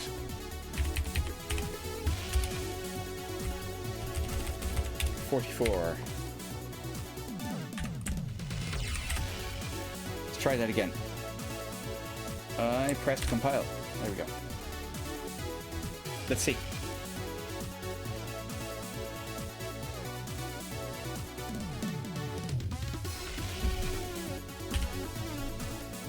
Oh, look at that.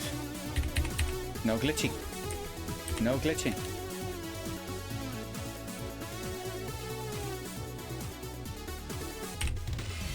And a double buffer is running. Now I'm not drawing the thing. Oh, that is interesting. That's is it a WinUAE issue though?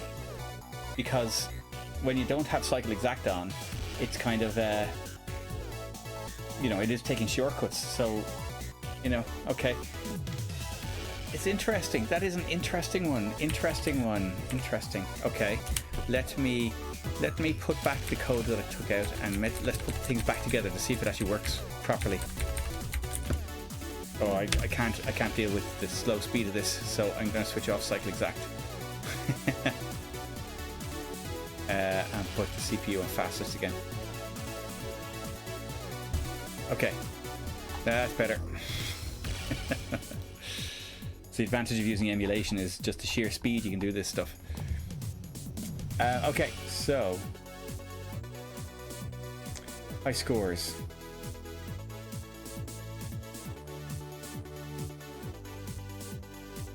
Hey, Fryer85, welcome in. How are you? How are you? I'm making a little game. Oh, this still, it feels clunky. Hold on a second. I'm making a little game.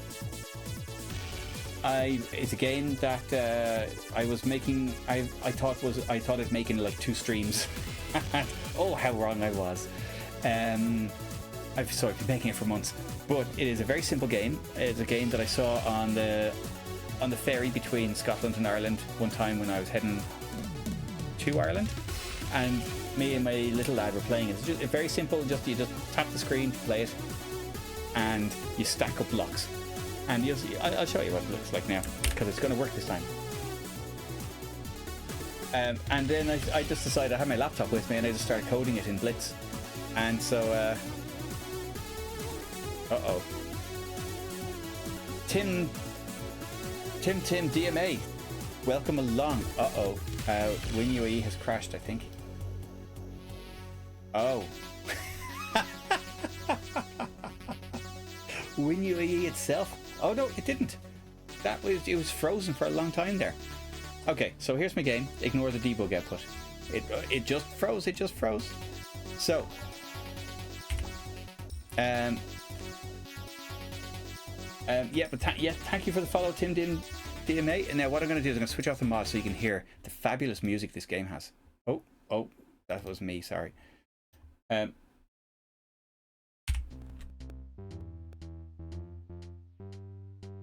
So the idea is you line up the blocks and you try and stack them as best you can. So you just press fire, and so you get it sort of like there. That's good. And anything that overlaps falls off the side. Now this is running really slowly for some reason. So for example, you do that, you lose a chunk of block. And you see, so it gets harder and harder as it goes along. And as it gets taller, it speeds up.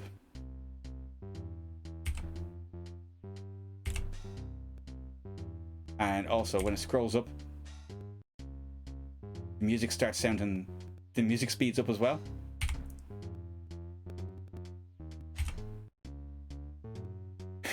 As a musical person, this is sure to hurt you.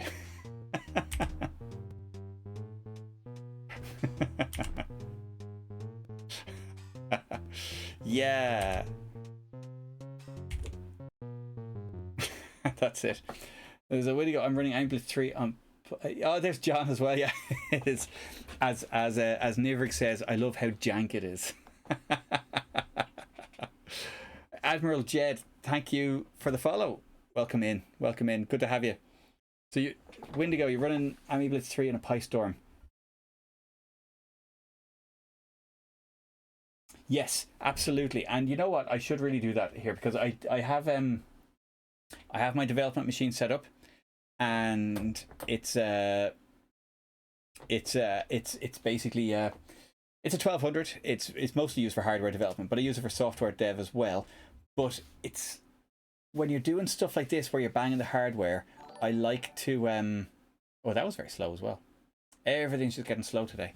But I like to just I like to have the WinUAE running there as well, because there's certain debug stuff that you can do in WinUAE, like disabling bit planes and things, that are very handy for this kind of stuff, as well as pausing the emulation and stuff like that. So it's for doing non-system friendly stuff, I like doing it in WinUAE, and that's why I'm doing it. But yes, here's a case where the emulation is actually causing the problem. But yeah, you see, yeah, I could get an excellent bit of music from Hoffman. I'm sure he would, I'm sure he would, but I don't want to. I want this to be jank. I want it to be as, I want it to be shit, but I want it to be, working and shit. if that makes sense.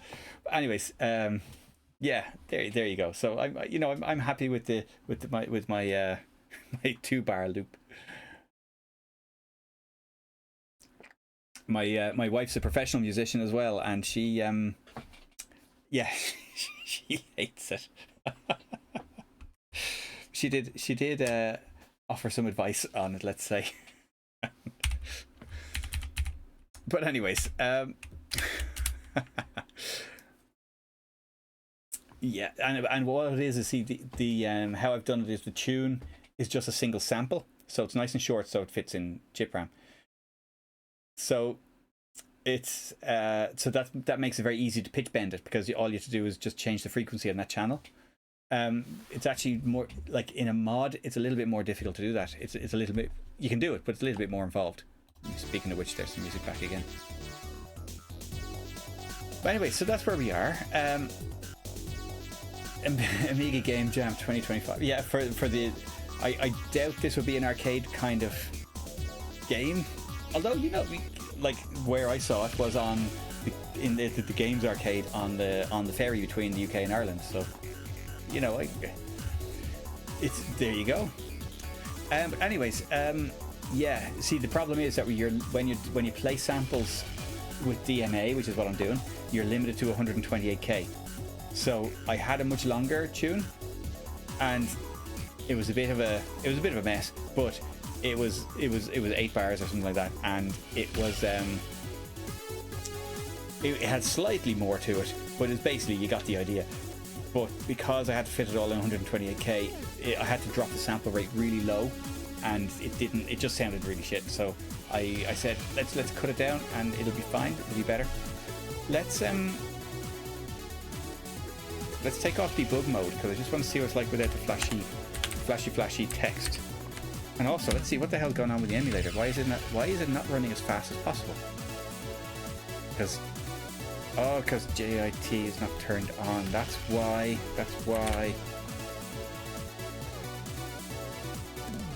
What is this? What is this business? I am getting the wheel, loading wheel for WinUI either. Anyway, this is what it's supposed to look like.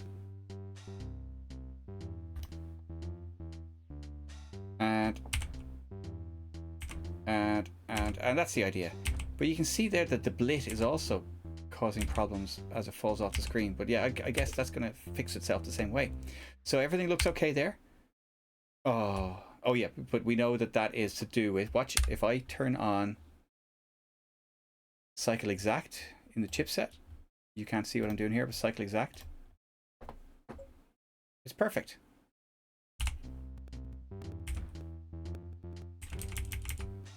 A little bit slow for the dropping stuff. I'm not sure why that is, because it's like the shapes are quite big, but there's only the one of them. Let's see what happens if we draw the high scores. It's working. It's a fucking emulator. Ship it. Yes. Okay, now we can display high scores, and we know it's working, and it's just the emulation.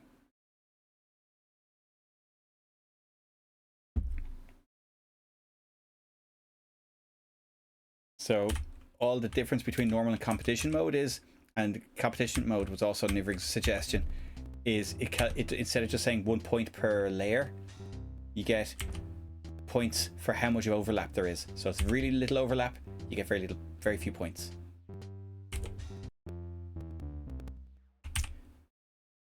See that? The wireframe box falling down looks slower. Why is that?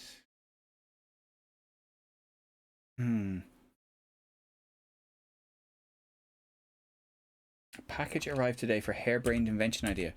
Oh, they're always the best ideas. What did you get? What did you get?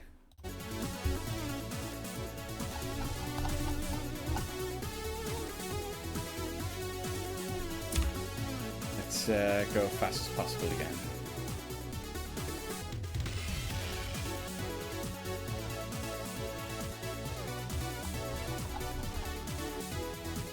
So now we have to actually deal with the high score if we have to enter a high score. PN532 reader Arduino Nanoclone GoTech. No, I don't. What's a PN532 reader? You'll have to forgive my ignorance, I should know this.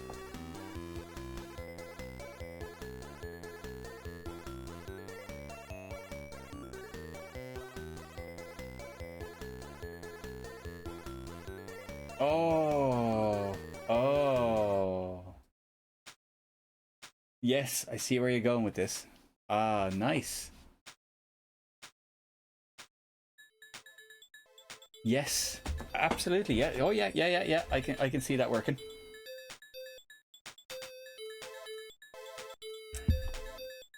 So you're thinking of having like it's either an app on your phone or like or coded cards for tapping to change the disc, or is this where you're going with that?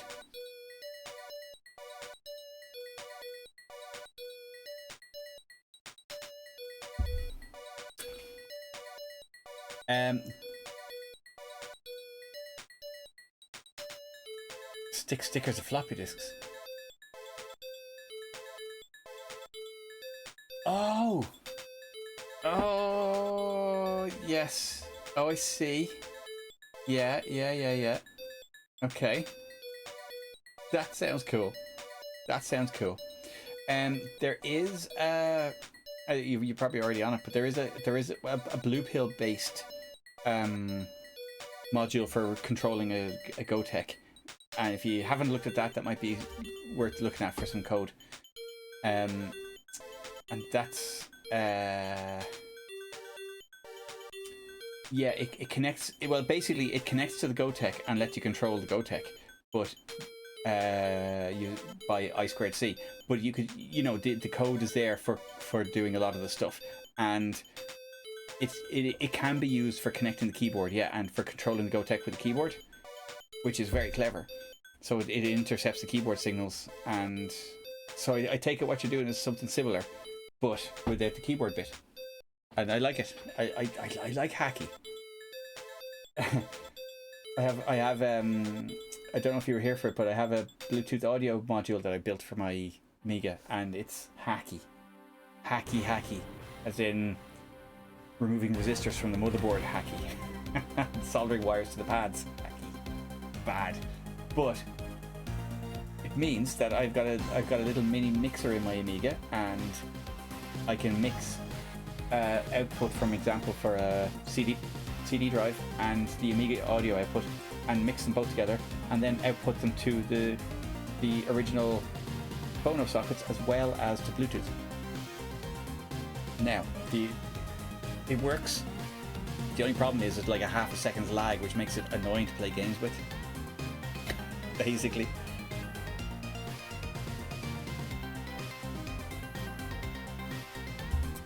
But it's very, very hacky.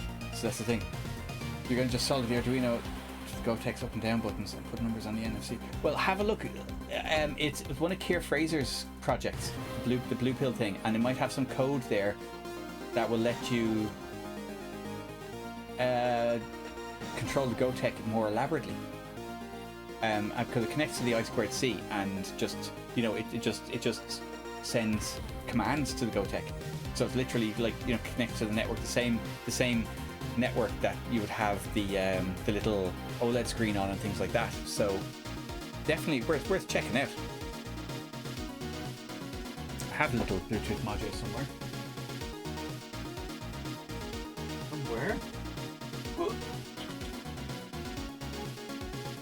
That's the prototype there, and you can see there's a connection for your CD-ROM drive connection, and then you've got two little pots here for your mixer, and well, I can't remember what that one was. Oh yeah, there's a stereo crossfade on it as well, so you don't have the hard separation, because if you're listening with the Bluetooth headphones, it'll sound very hard panned. Yeah, so it works, and it just uses a cheap Bluetooth module, and that's the problem. That's where your lag is coming from. I'll have to get a better one, no lag. Anyways. I see. Well, you know, consider it a, you know, for version 2.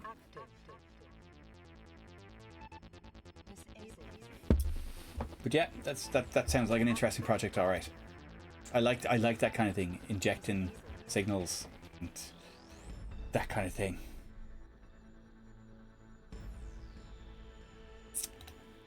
Bum, bum, bum. Now, what was I doing? Okay, so we think this is actually working if it's running cycle exact. Although dropping the it's very slow when something is falling. I'm not sure why is that there. Oh, weird things are happening. Oh, there it is. And now that's there.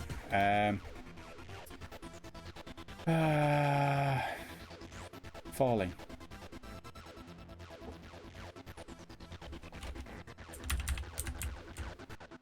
So shape 0 is our current shape. Falling X, falling Y.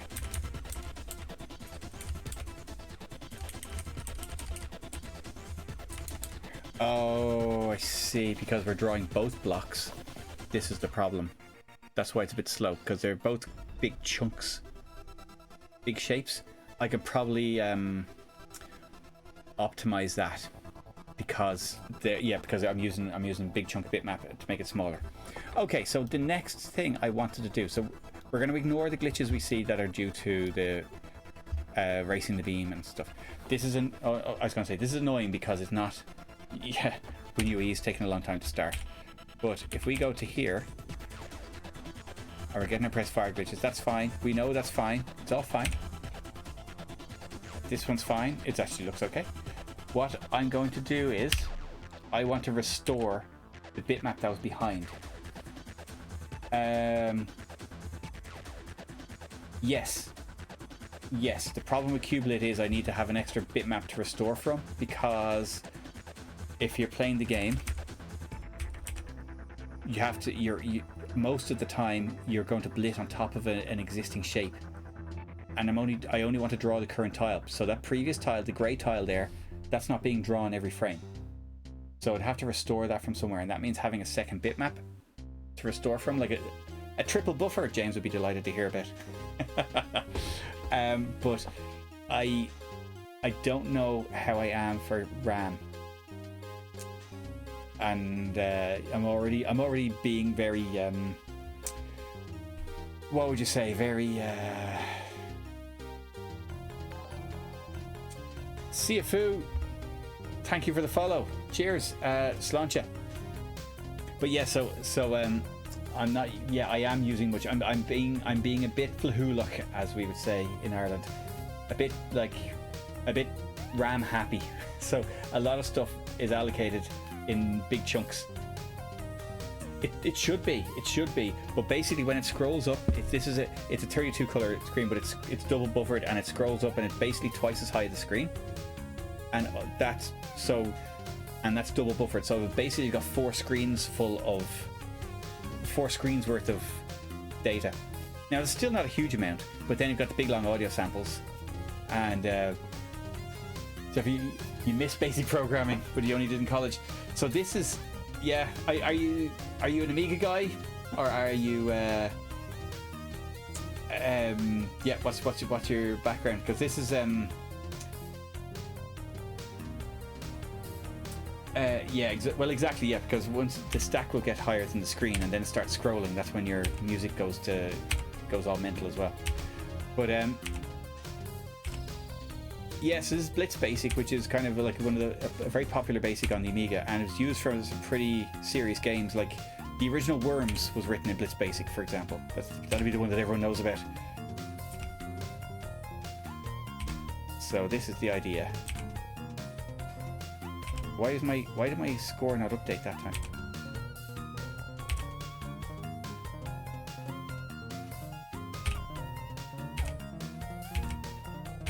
Oh. Had a Commodore growing up and currently background profession is electrical. Oh, I see. Yeah, sorry, you're getting back into the machines you had as a kid. That's it's like, you know, there's such a demand for retro kit at the moment, and some of it is just like collectors, and they want to have them all, and they collect machines like Pokemon.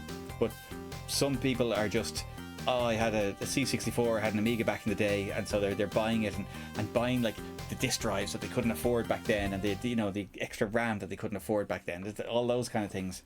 But yeah, I just never stopped using Amigas, so I used it all the way through from when I got my first one. I used it all the way through uni, and I never stopped using it. Basically, I just got a PC as well and did stuff.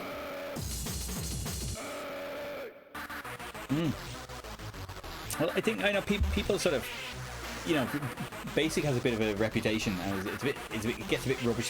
What the fuck is this music, by the way? I'm gonna skip this because Jesus.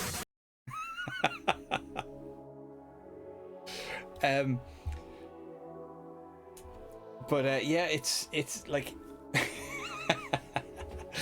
it's you know, it depends on the Basic, and then and then it depends on it depends on the implementation of Basic, but it also depends on the actual code, because if you do rubbish code, you can write rubbish code in any language, you know. That's it. Yes, Skid Marks is an excellent game, and it just does. It's such a good job of absolutely maxing out the Amiga's hardware. So it doesn't look particularly, you know, super flash, but everything is so smooth. It's all smooth scrolling. It's big screens. It's beautifully done. It is beautifully done, and they eke everything out of the machine for Skid Marks.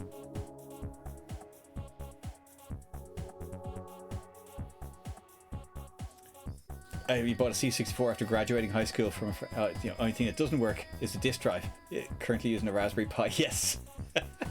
Isn't it mad, because there is a similar thing in for the Amiga as well, as a disk drive emulator that's on a Raspberry Pi, and it's just mad to think that your disk drive emulator could emulate your entire machine easily.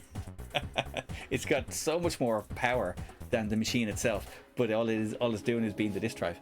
But I have the very same thing for my or a very similar thing for my 8-bit world is the Atari 8-bit rather than the C64. But I have an SD card floppy drive emulator, which isn't a Raspberry Pi, but it's a similar idea, and it's more powerful than the machine itself. It's nuts.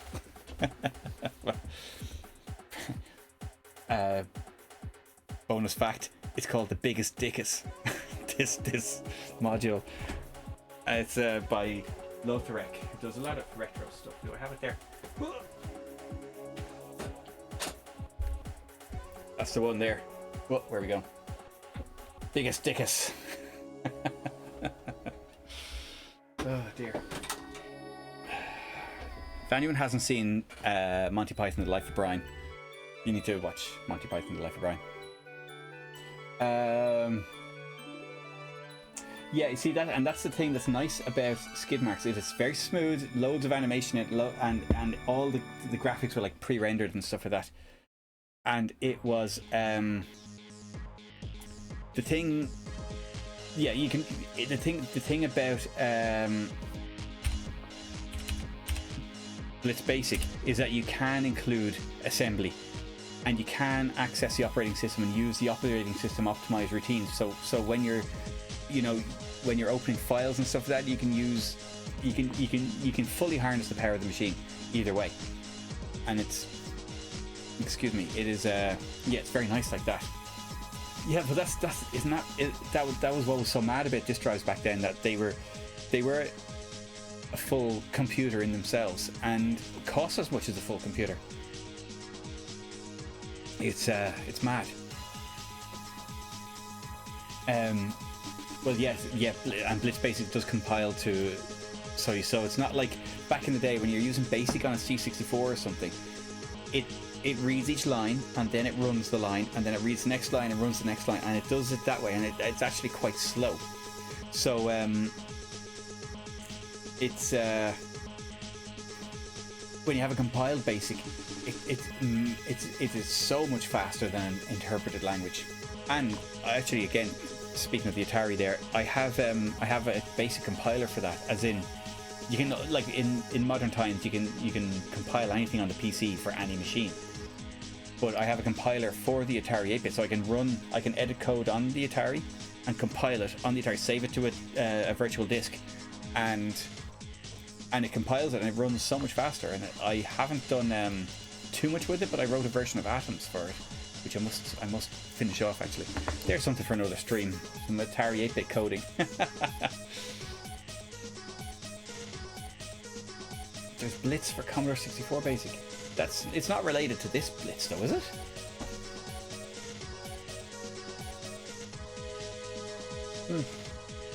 But yeah, that drive emulator is it's a nice little thing. A nice little thing. Lotharek is he's a Polish guy who makes a lot of cool hardware for a lot of different machines. But he does the Furia, for example, the accelerator for the Amiga 600. Okay, but it is a compiled base. Yeah, so yeah, that's it. So it's on the Atari one that I was talking about, it's called Fast Basic or something like that. So yeah, it's just a similar idea. See, you know what? I'm taking it, Siafu, that you are in the US, and apologies if I have if I've insulted you, but it is a thing that we like. I never saw a floppy drive for a C64 or an Atari 8-bit until they were retro. Never saw them. I knew about them. I saw them in magazines. I saw, I heard stories of them and how, oh my god, it was so quick to load and so fast and stuff and so useful. But we had cassette drives. No more so than the fact you have to live here. Yes. Yeah. Anyways. Yes, Max, it's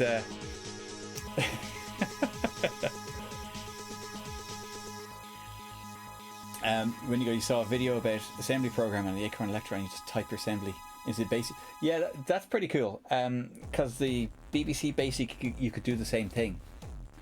And BBC Basic, Acorn Basic was very powerful. It was really, really good. But yeah, I never had any of those machines. So I used to use the BBC Micro in school, and it was good. You got a 1541 when you were a kid. Well, yeah. So in the second hand in the back of the pub, yeah, off the back of a truck. Wow, that's quite impressive. You were probably the only one in your school with a floppy drive back then, John, because they were rare. They were rare because I only had a cassette drive, and everyone I knew only had cassette drives, and so you can save and you can load and do all that stuff, but sure, every operation takes 5-10 minutes. It's mad. So when you went through the effort of loading a game, you played the game, and even if it was a shit game, you played it. You played it for half an hour because you spent 10 minutes loading it. Yeah, well, I was the same, to be fair, but yeah, that's what happens. You had your 1200 before you had a disk drive for the C64. Yeah, and you know what? I still don't have a disk drive for my Atari 8-bit. I toyed with the idea of getting an original one, and actually John had one there a while ago, and I kind of thought, oh, maybe, but no, just the faff of dealing with actual physical discs when you've got a disc emulator now. I'm not nostalgic for it because I never had it. I had the 10 minutes thing and I hated it, so I'm okay to skip that and just go straight to the SD card.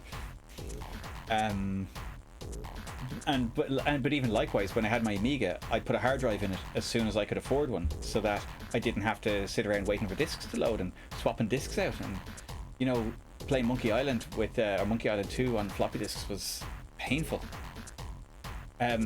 So a hard drive kind of eased all that. Oh, you were lucky. Yes, absolutely. Jesus. It's like, yeah, how does a 17-year-old afford like the C64 and 2 floppy drives? That's like 3 C64s.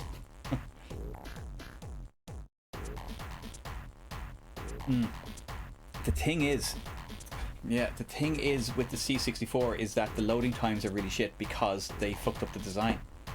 So the floppy drive, there is an actual design flaw on the motherboard that means the floppy drive can only load at the same speed or not much faster than the tape drive, basically, which was awful. So someone left the traces off the motherboard so that when the floppy drive came along, they couldn't actually use the speed. It was mental because the Atari at least is fairly decent to load from discs, and I've seen them. They're a lot faster than the C64. Although there are mods you can get for the C64 that'll let you run it much faster. The appeal of discs. Wow, that's quite the haul. The appeal of this is now to get away from the decision. Yeah, no, that's true. And I don't like these kind of, you know, putting in a 4 gig card and having every game pre-installed, because yeah, that's just, yeah, whatever. So on my WHD load systems, I have yeah, dozens of games, but they're games that I played back in the day or games that I wanted to play, and that's what I have. I don't have everything. Yeah, some 5-disc games. Well, Javier, there were some 5-disc games, but Monkey Island 2 was 11 discs, and Fate of Atlantis was 11 discs as well. It was pants to play. It really was. First floppy drive was on the Amstrad PC. Oh yeah, that was like a similar idea to the Amiga 2000. That you couldn't just buy a hard drive and fit it. You had to install a controller as well. Yeah. Yeah, it's an Atari 800 XL that I have. It took forever to save. Oh, it took forever to save up money for it. Yeah. Yeah. It's unfortunate that the C64 seemed to last a bit longer, a good bit longer.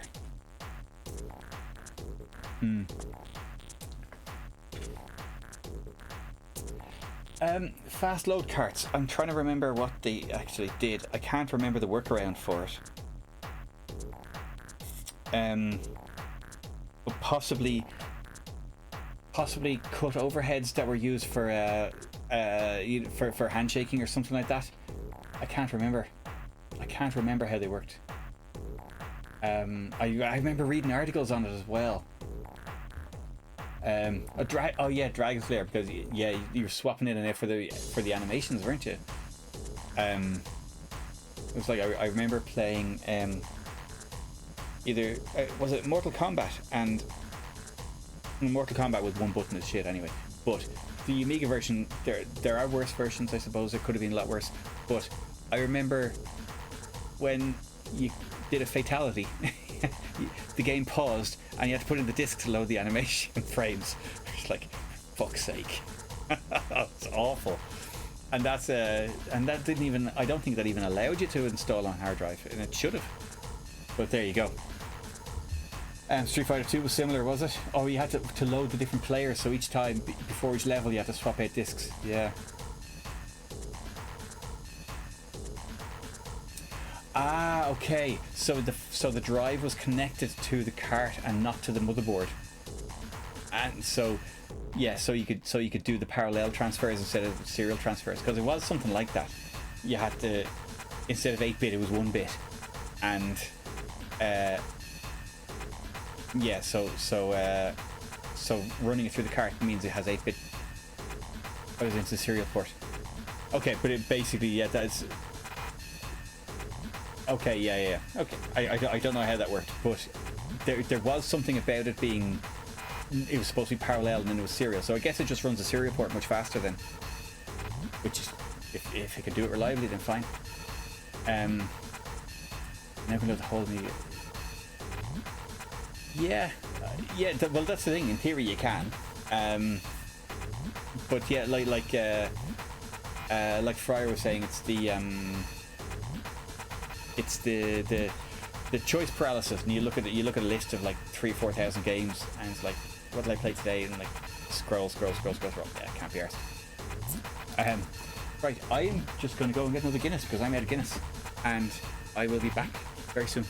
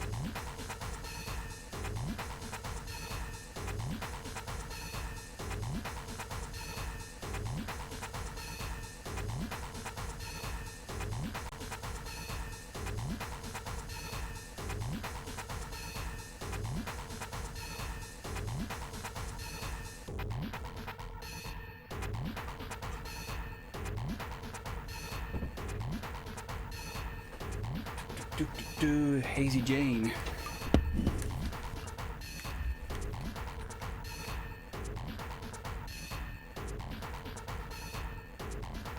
Replace kernel routines. Cartridge modified to King's Mirror to redirect standard load command.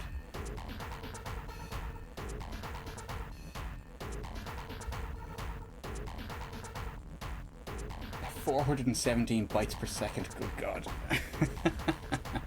Oh, very good. Very good.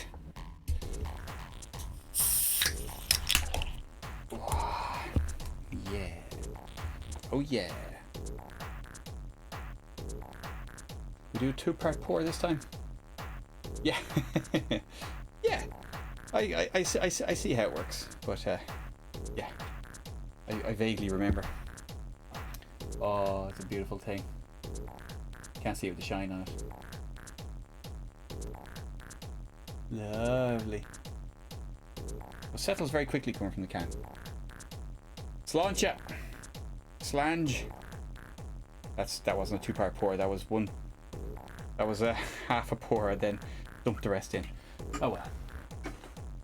It'll be fine, it'll all end up the same way. Sláinte, guys. Thanks to everyone for being here.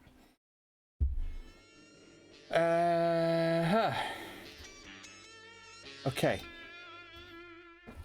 So what we wanted to do was we wanted to make a copy of the background and then copy it back because, and I'll show you why for, if we have a big tower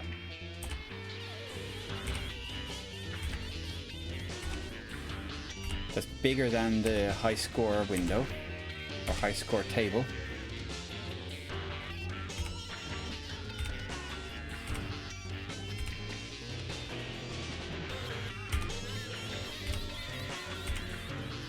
a weird mod. Okay, now so if we get to there and then we die. So if we have that in the background and we go to high scores, and then high scores go away, it's just blank behind. It erases them, and so I did that just quickly to get it working. So now I want to restore that rectangle of window. So we need another bitmap as a buffer. Now let's see. I am tight on chip RAM. Look at all these bitmaps. Why do I have so many bitmaps?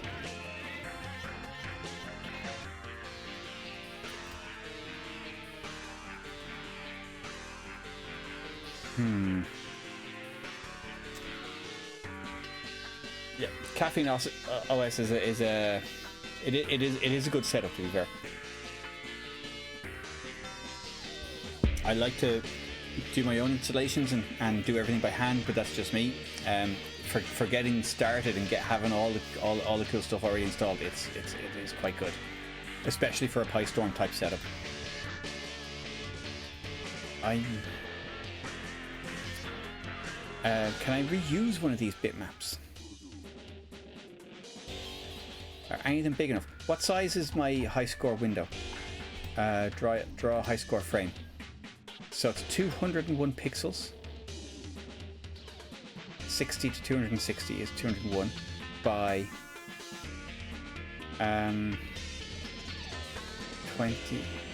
201 by 217. 201 by 217. Will that fit into one of these? 201 by 201. Oh, for fuck's sake. I should just make this one bigger rather than making a new bitmap. Bitmap 2. What's bitmap 2 used for? Yeah.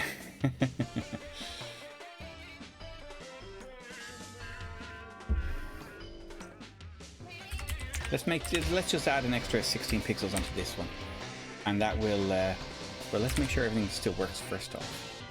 I don't see why it wouldn't.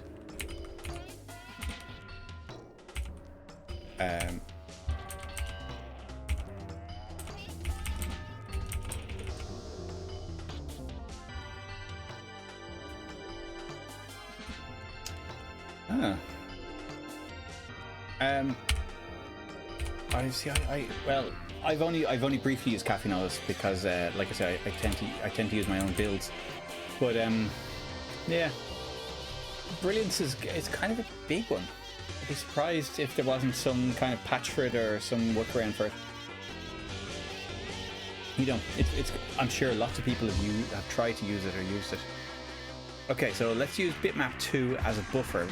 Now, okay, well, let's see what we're using bitmap 2 for.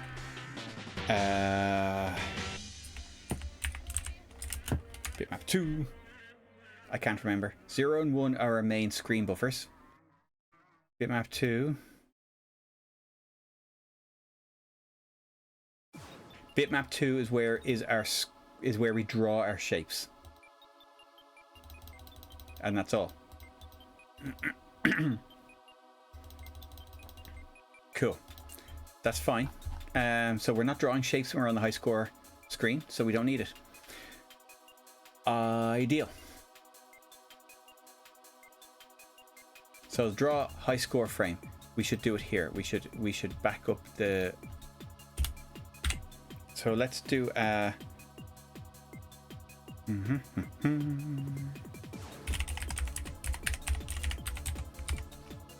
block scroll. Let's just do a scroll because we're not too worried about speed for this. So scroll. Let's see. What is this? Source and destination bitmap. So the currently used bitmap. An option of source bitmap parameter. Oh, we have to use bitmap 2. Scroll 260. All right.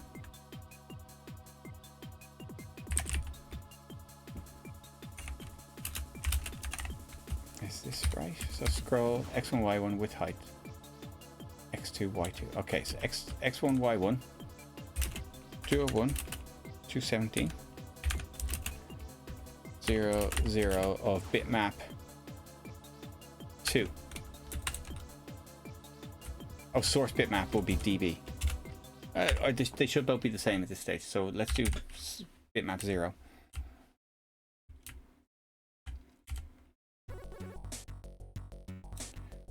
Now scroll is a big chunky blit command, and let's draw HS frame. So erase high scores is somewhere, isn't it?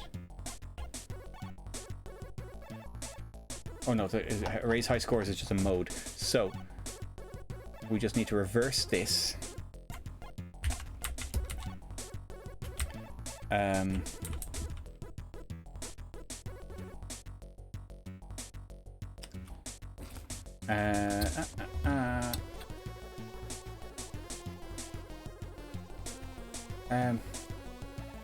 I thought Brilliance could be used on ECS machines. I wonder if there's something CPU cache or something like that that's causing issues. I don't know. But there are. I know that like the PyStorm does have compatibility issues. But here's the thing: is it a Caffeine OS thing or is it a PyStorm thing? I suppose it could also be a hardware thing. But yeah. Okay, where were we? Erase high scores.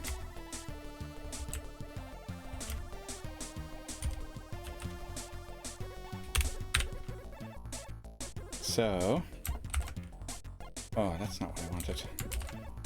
That's not what I wanted at all. So instead of doing a box fill, we're doing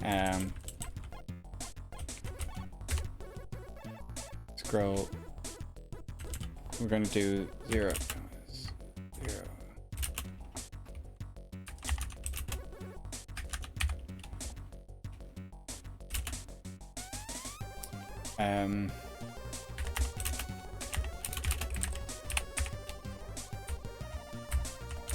And then source bitmap will be bitmap 2.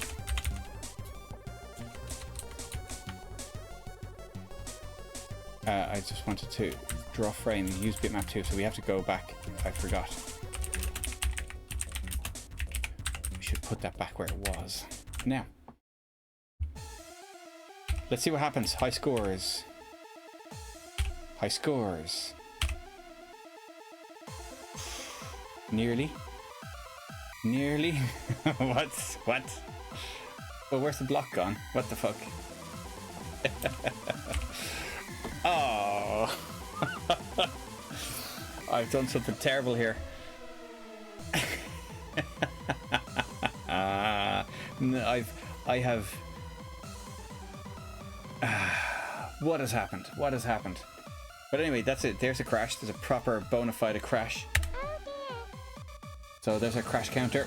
Javier is here for the crashes. Yeah, crash. Okay. Yeah.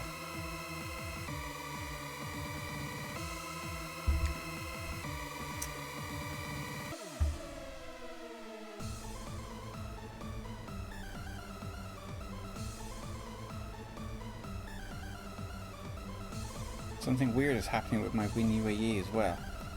It's giving frame rates in the 400s. And it feels... And oh, look at the clock! Oh, bad things are happening here. Okay, I'm gonna restart WinUAE because it's giving me the heebie-jeebies. Something bad has happened. Something bad. Okay, here we go.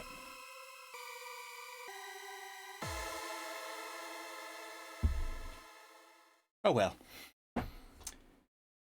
Time's this, nearly 11 o'clock. I really wanted to get this finished tonight. But we haven't even done where we enter our high scores and sort the high scores tables. SkyBlocks. So let's turn on the debugger and see what it says.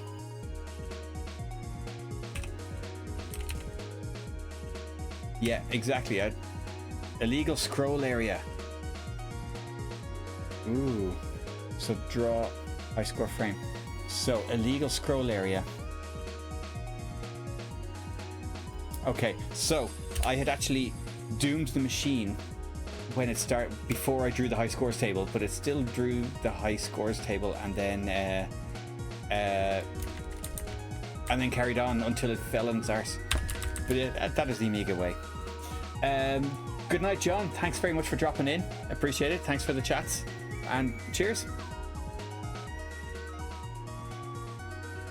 Yeah, so blitting outside the bitmap, I think, is what's happened here, because a scroll is just basically the intention of scroll is not to actually scroll the screen, but to scroll the bitmap, as in to move a chunk of data from one part of the bitmap to the other, and that's what scroll does. But let's read the documentation for scroll, because rectangular areas within a bitmap to be moved around. X1, Y1 width and height specify the position and size of the rectangle to be moved. X2 and Y2 specify the position the rectangle is to be moved to. An optional source bitmap parameter allows you to move rectangular areas from one bitmap to another. So I had already caused the problem by corrupting memory, and then it was just a matter of time until it just shat itself. So scroll. So we're going to use bitmap 2.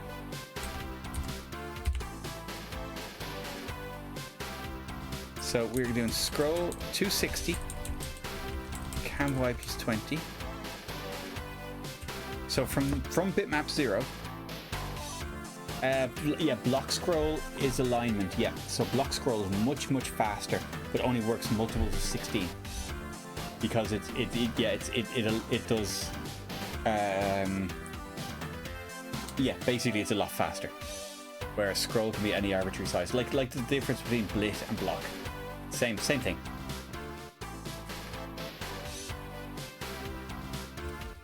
So scroll 260 cam y plus 20. Oh, 271. 217, wasn't it? So what's happened is I blitted about 60 pixels worth of data beyond the bottom of bitmap 2, into somewhere else, into somewhere random. And when I restored the bitmap, I didn't have the block back, but I had half of the menu back, so I think that's where it went. Okay, that'll do it. That will do it.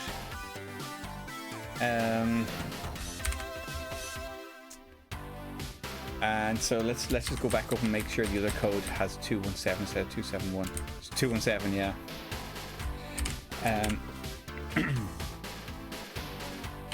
Okay, let's see. That was quick. That was quick, Rob. Ba-ba-bum. High scores. Legal scroll area. Why? See, now you're gonna just piss me off. Scroll. Clipping bigger than visible bitmap needed. Yeah. What I did was I took a chunk that was 270 pixels tall and copied it into a bitmap that was 217 pixels tall. So it just, you know, when you don't have the debugger involved, it will just do what you tell it. So it says you want to copy this much data to this address, no problem. But the allocation at that address was much smaller. So it just kind of blitted all over whatever else was in chip RAM. And yeah, that's just bad news. Bad news. Okay, so scroll 260 cam y plus 20. This is so yeah, exactly. And your old data could have been your actual code, could have been the OS. You know, it's all fair game on the Amiga.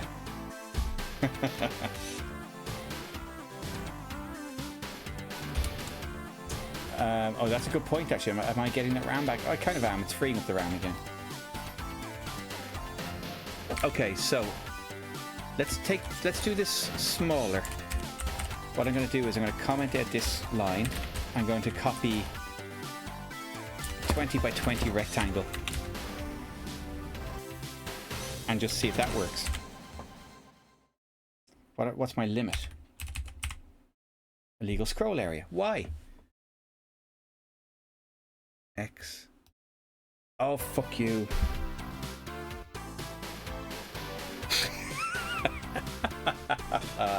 What I've done there is I've clicked the debugger. And what that does is that tries to evaluate the whatever you click on. But of course, I clicked on a bit of code that's in Blitz mode, so it's jumped back into the game code, which is frozen. But because it's Blitz code, it's after shutting down the OS.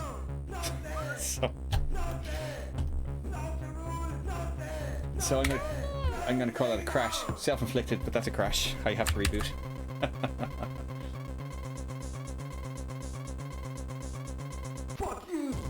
Literally firing an arrow through the... Oh! Crash equals crash plus one. Absolutely. I did, exactly, yeah.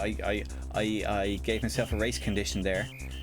And I know the debugger should stop you from doing that, but also I know that that's going to happen, and I clicked it anyway. And it wasn't even like I needed to know the number. It was literally an absolute value. It was written there.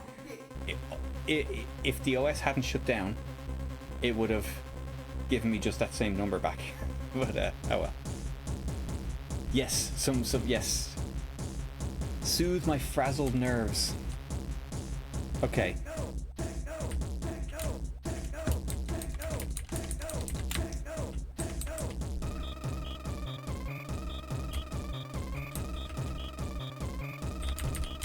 I know what I did wrong. It starts at 60, not 260. I'm drawing that line backwards. Look, I'm drawing it from 260 to 60. So I'm drawing a 201 pixel line the other way. I'm just looking out there. There's only a few seconds left of this song, so I'll leave it on, or this tune. It's there's a time and a place for that kind of stuff. I'm not really feeling it at the moment. But okay. Scroll 60. Okay. And I also realize I changed the wrong line of code, didn't I? I did. That wasn't even the buggy bit of code.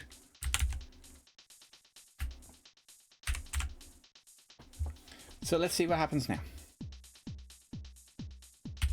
Oh, you locked yourself. You gave yourself a soft lock. Oh, it's working. Oh. Felt worky. And this is just from Mod Archive. So it's just on random. So the website has just like thousands of mods uploaded. So there are some gems in there. A lot of it is just kind of meh background music. So I should really get a curated list together and oh god. I have a 10-month-old child and an 8-year-old child and a job. I can't be doing that. So what you get is you get random mods. Does anyone remember what's it called?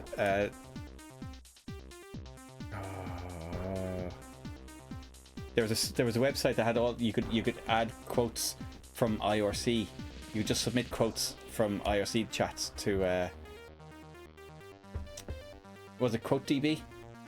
And some stuff was brilliant, but you could pick random ones, or you could pick random ones with a score greater than 0. So that's kind of what we need here before. Yeah, I'm all for that, but a lot of it is oof. But yeah, no, I'm fine with listening to random stuff. But I'd say like a random stuff with more than a 2-star rating or something like that, would be the way I'd go.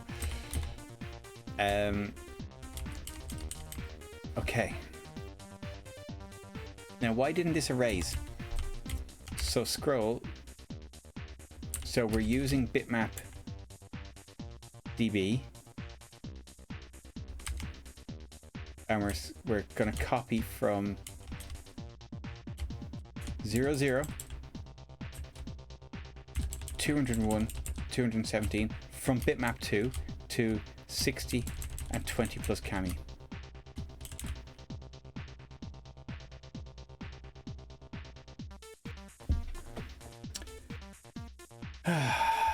Why source bitmap? That's definitely source bitmap and not destination bitmap, right? An optional source bitmap parameter.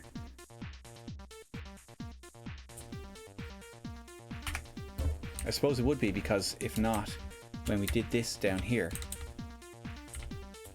we would be overwriting the high score table, or we would be, well, actually no, we wouldn't be, because the high score table goes here. Scroll 60 cam y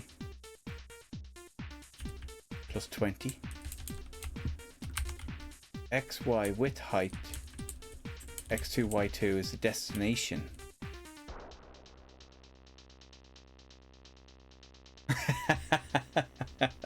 Swearing is part of my culture, I'll have you know. Cheers. Excellent. For anyone who doesn't know, Solus is a board that I developed that does RGB lighting and fan control and a couple of other little things like that for the Amiga.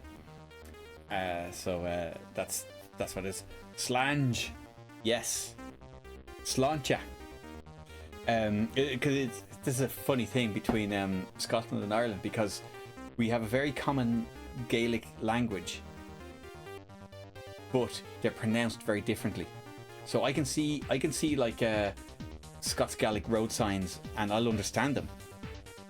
But if I get someone to read that, it'll be pronounced totally different to how I would imagine it would be pronounced in Irish, or how it would be pronounced in Irish. So, and sláinte is one of those things. So sláinte is like, cheers, health. And it is, we pronounce it sláinte, and in Scotland it's pronounced slange. And I couldn't get over this when I moved over here, because I actually I had said to people sláinte, and I got corrected. I think people thought, oh, look at this, bless this little blow-in, doesn't know how to say slange. Like, okay, but no.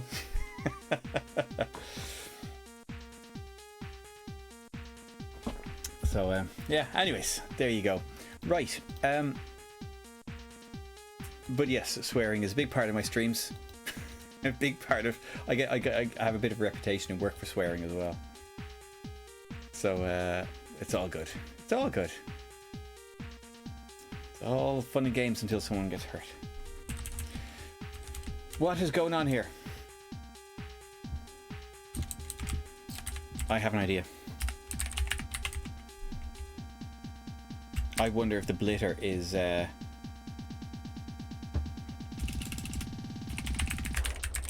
blitter? Wait, blitter. I wonder if the blitter is taking too long to do that copy and then the line is interrupting it. I could be talking shite now. Okay, so that's drawing. Fine. Fine. No. No, it's not the blitter. So, scroll. Source bitmap is 0.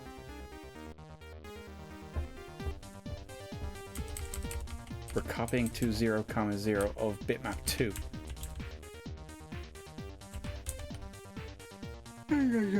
Why? What is going on?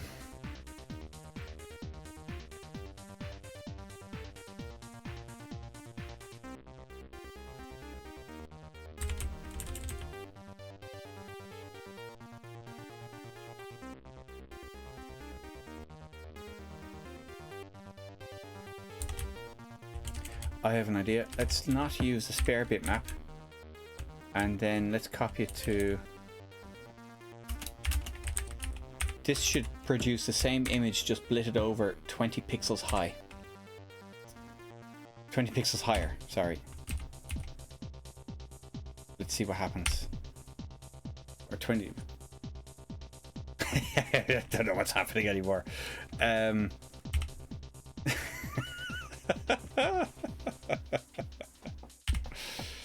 Okay. Okay. We got our block back. It's a different color now. What? I don't know what's happening. What? Oh, God, I don't know. Why have we got a grey block? Why? Oh, what is going on? It's just like 2 steps forward, 1 step back.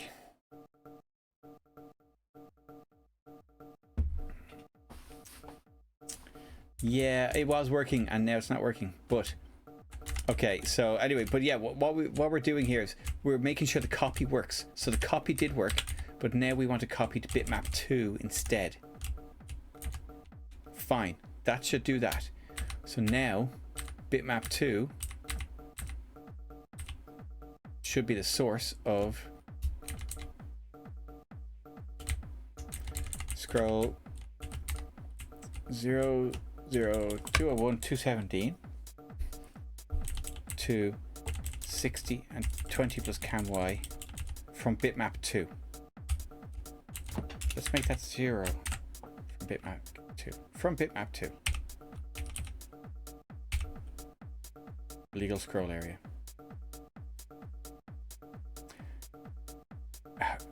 Why?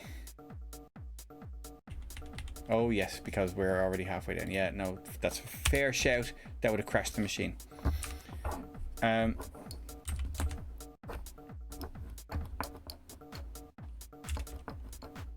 on a second. That didn't make sense actually, did it? Yeah, so yeah, no, that's I'm in the wrong place.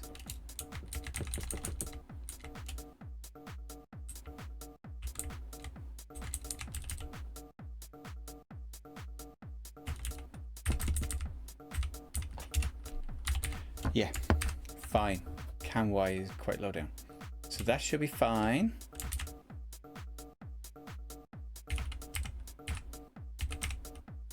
Yes, fine. Fine. And we've drawn it back 20 pixels higher. That's kind of what we expected. Okay.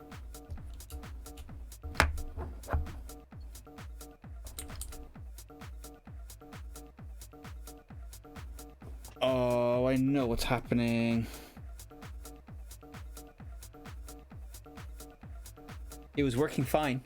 I copied the bitmap, and then we double buffered, and I copied the bitmap again from the original bitmap, which had the high score table drawn on it. So when I restore it, I restore the high score table.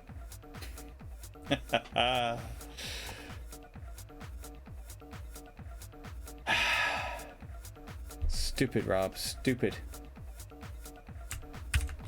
So that needs to go.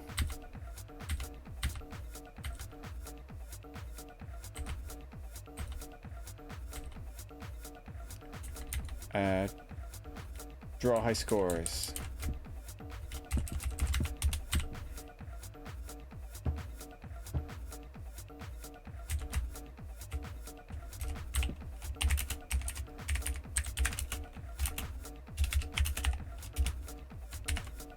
Oh. That should be it.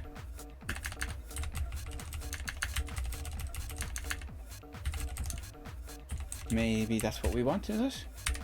Let's try it. Let's try it.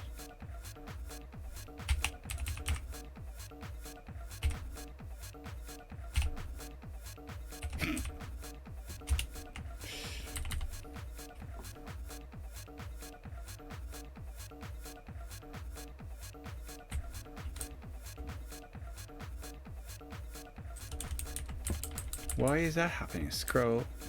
So, can you make a copy blit of the zone? That's exactly what I'm trying to do.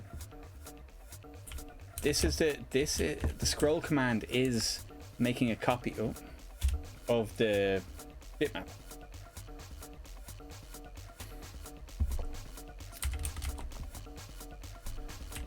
It is copying an area 201 by 217 pixels from the area where the box is drawn to 00. Let's try it from the DB because that should be before.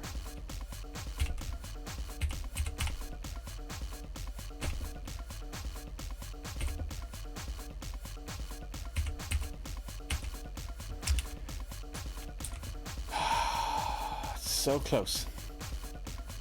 Why? So high score frame 0.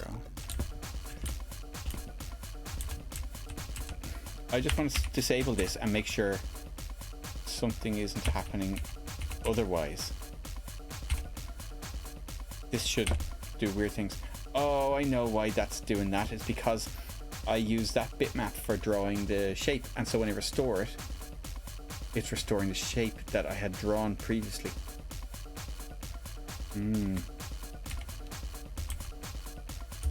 Yeah, okay, so that's fine. That actually makes sense. But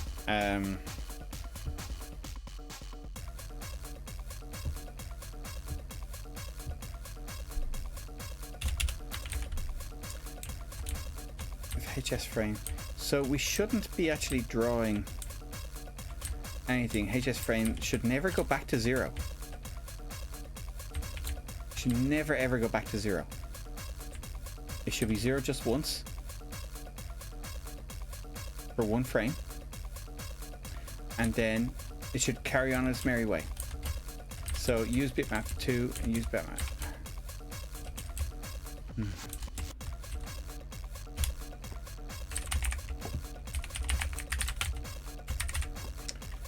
Are we copying while the lines are being drawn? Surely we should see some glitches if that was the case.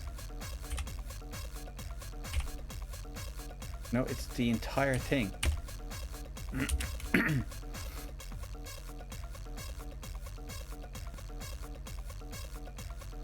Oh,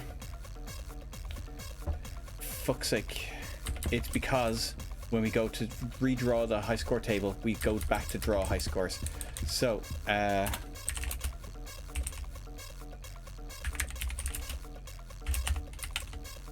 both of them have to be 0.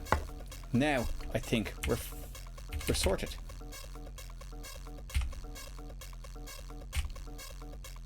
Almost.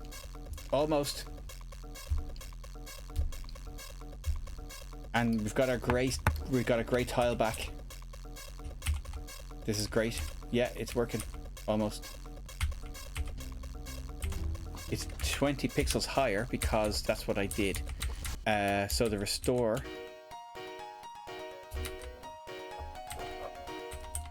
Yeah, so close, so close. 20 pixels higher. That's why we've got 20 pixels of grey left as well. Where's the restore? Where's the restore? Finish move. In the menu. Raise high scores. 20 plus cam Y. Oh, I can feel it. I can feel it. It's going to be it. It's going to be it. I've jinxed it now. High scores. More high scores.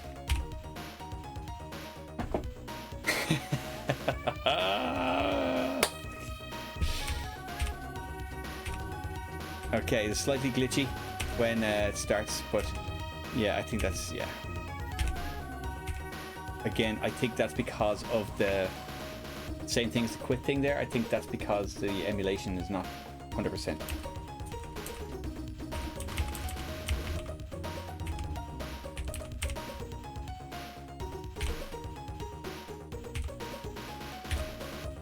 Beautiful. Okay, I just want to make sure it does that after I've scrolled somewhere. Ship it, ship it. Okay, so let's make a tall tower. I'm going to do this with beer in hand because I'm happy now.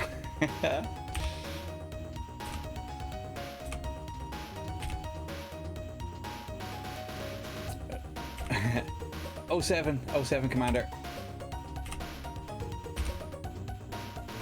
Let's make a big tall tower, and let's just make sure it matches up pixel perfect with the remnants of the tower as it was. And if not, I will tear what's little of my hair left out. What little is left of my hair out. That's the way. Let's see. That's a nice tall tower.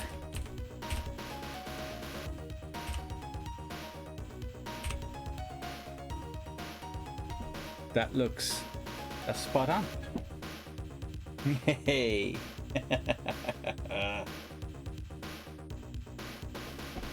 Now the last bit, a couple of bits that are left, saving and loading of high scores to a file so that you know when you quit it's the high scores are there when you play the game the next time, and actually entering the high scores.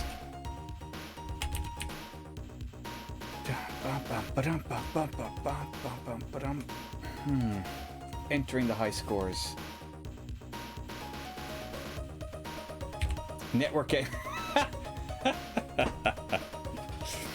You know what? I actually have years ago I made a battleship, a game of battleship, and I had sort of serial network thing. The idea was, you know, you play with two computers because playing on the one screen, split screen battleship isn't going to work. But yeah, I had always thought about, like, you know, making it system friendly, and well, it was system friendly, but using networking rather than just directly using the serial port, and getting it yeah, basically doing it that way and running it like just all it would take was a very, very simple server on my web space or something, you know, just a little script in the web space that would match up clients. Because turn-based network stuff is very easy. The real-time stuff where it gets complicated. But I didn't do it. But it had some cool features that weren't implemented yet. But the idea was that it was battleship, but with a couple of extra things like you know, being able using a turn if you have a certain number of moves you can make. And you have different weapons, like sort of like range of effect weapons and things like that. But you only had like one or two, and you know, and it's just you know, just to change up the classic battleship game a little bit. But yeah, someday when I have time, I'll do that. Yes, madam. What can I do for you? Anyways. So I don't know, what do you think? Does Does it look good having the quit down at the bottom, further down like that? Maybe not quite so far down? Or will I just move it back to where it was? I think maybe just back where it was is probably the best. Draw menu. Draw menu! I'll show you something. It's only pens.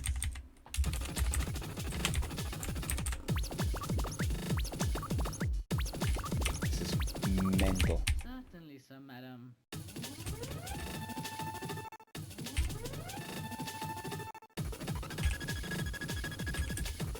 This is all working. Can't believe it. We have a very nice here.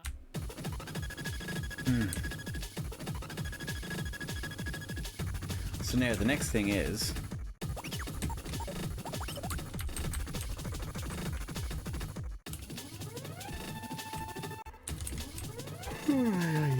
But don't you look at this nice? High score step -1. That's why there's a little bit of delay before the press fire turns up. Only 3 pounds. So, high score step. So, high score step starts at 1, or starts at 0, and that's your highest score. 1 pound is 100p. And a 20p is like 20 pence.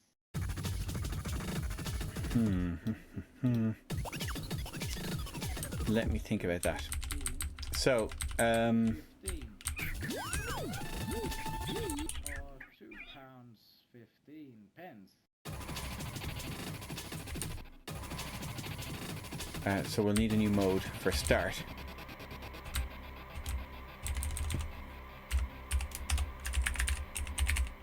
Certainly, sir, madam. Oh, 11. So, enter high scores. So, okay.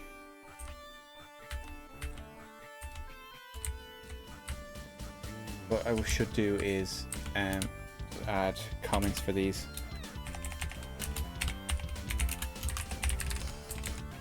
High scores.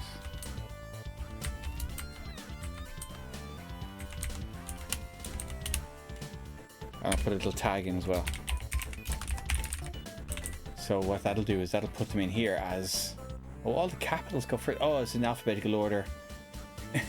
In terms of ASCII alphabetical order.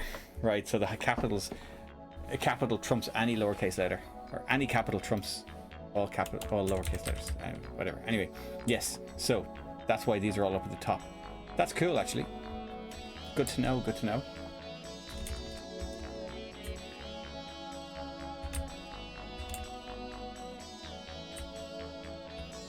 Slightly bugging me that these aren't indented.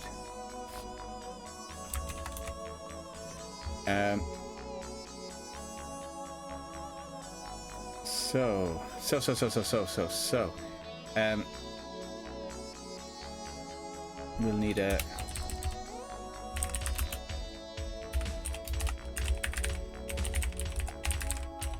enter high score, and then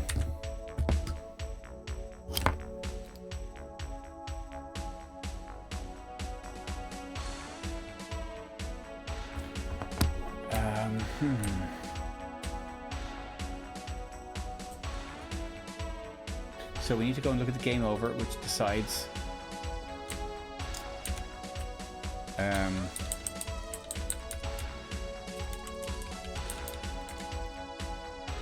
bam, bam, bam.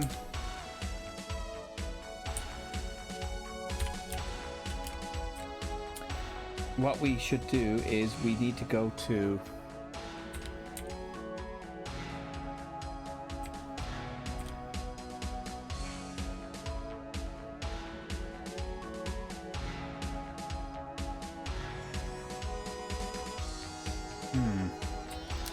So when the game is over, we should just show the high score table just for that mode, shouldn't we?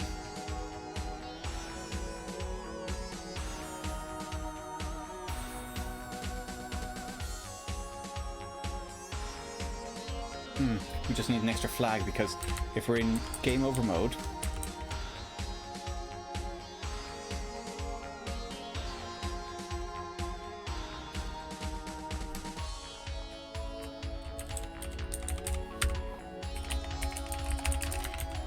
What does this do?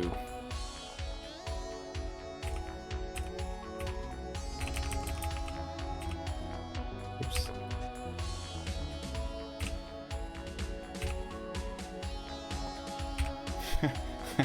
What?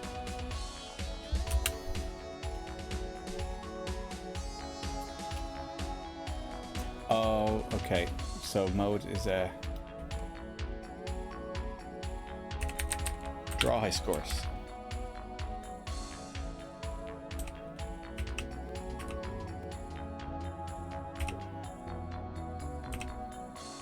Yeah.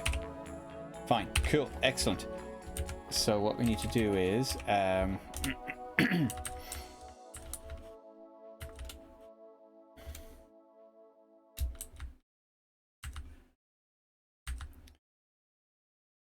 finished move.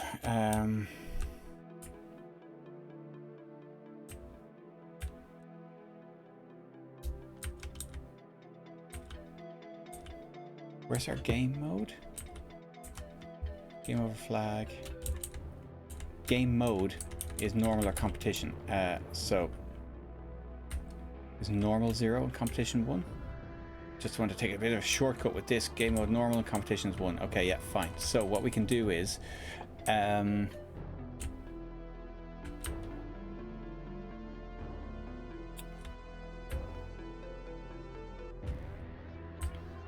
over flag.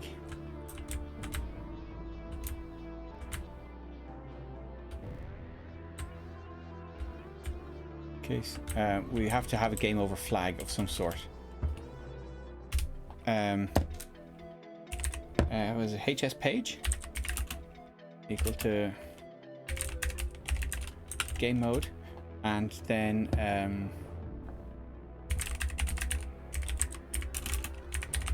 game over flag is true. So game over flag we'll have to set up as variable.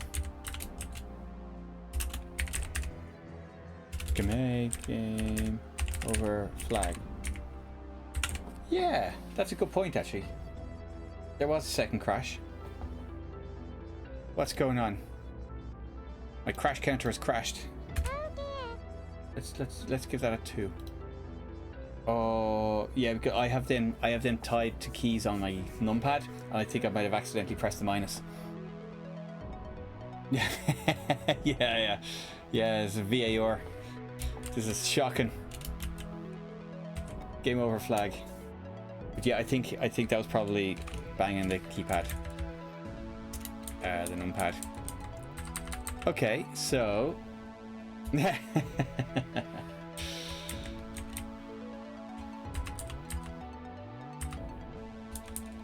so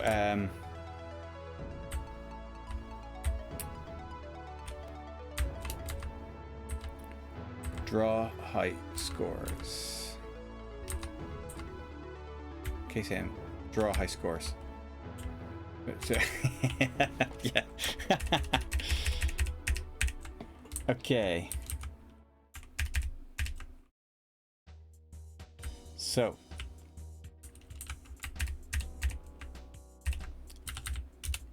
high score frame.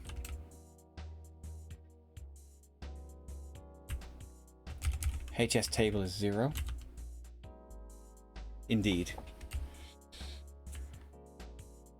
So we don't reset the high score table here. So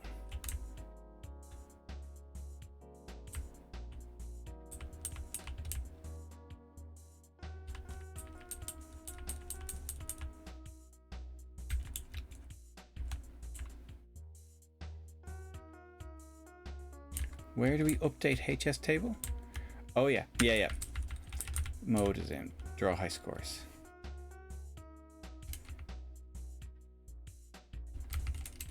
If high score table is 1.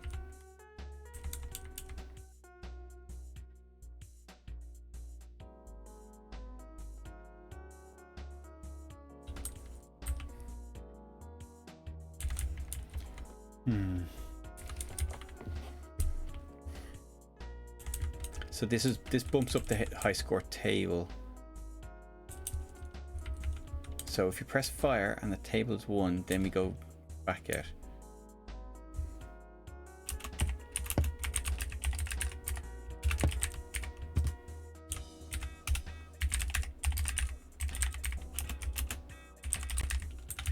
So if the score, if the table is 1, or regardless of the table, we have game over flag set, then we reset game over flag, because that doesn't matter if we're not in that mode, and then we go to erase high scores and go back to the next mode. Oh, game over flag. What? Why? What? Game over flag. Where is it?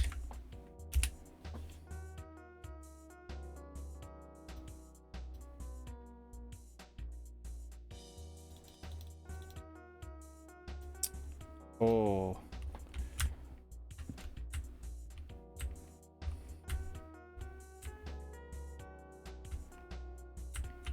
Why? What are we using that for? So, oh. Game over flag. No, not valid flag.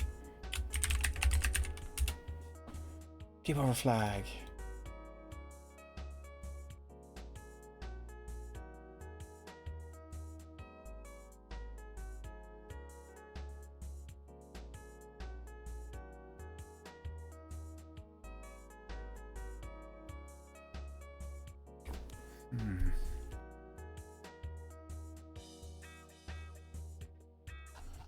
Okay, game over. Well, there now we have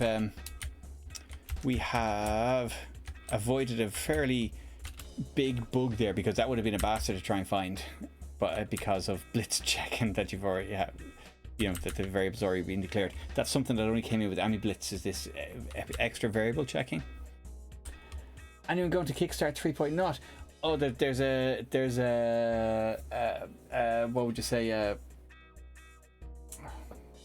the Scottish Amiga crew are going. I am not sure. I went to 1 and 2. I need to know, or you need to figure out whether I can make it to 3 this year. I would love to go, and it's a big kind of the Scottish Amiga guys do a road trip down for the weekend, and it's usually great crack. And but yeah, I'm just not sure if I can make it work. There's just too much going on during the summer, and basically trying to get a permission slip for 1 extra weekend away is gonna be tricky. I didn't have a 10-month-old child the last time, so but I'll see. I take it you're going.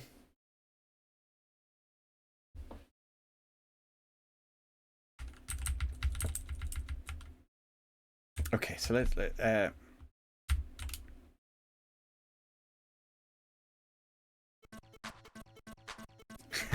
fair enough. A simple life. It's a simple life meme. Yeah. So, anyways, if I'm there, come and say hello. I'll yeah. If I'm not, go and have a chat with the Scottish guys anyway. They'll be good crack.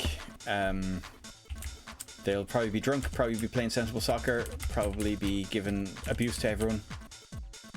Standard.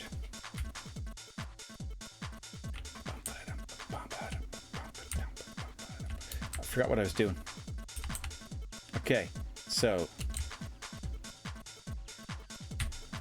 and not high game over scores, wasn't it?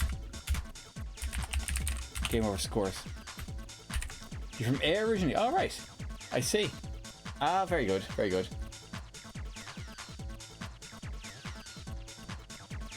Ah, lovely bit of the country, Ayr. Although I know plenty of people from Ayr in work who are less enamored with it. Only 1,000 lines of code, sir. 1,196. Yeah, efficient. If I did things properly, it'd probably be more. Okay, what?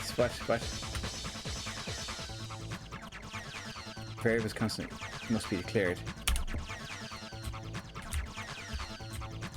HS table, not page.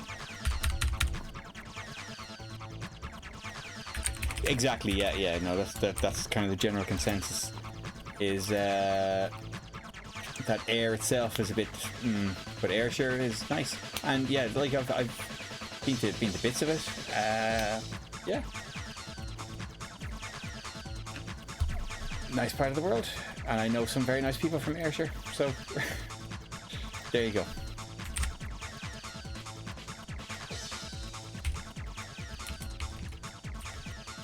Okay, so let's check. High score still works, normal and competition. Fine. Now if we go to do competition, it should only show us the high scores for competition mode.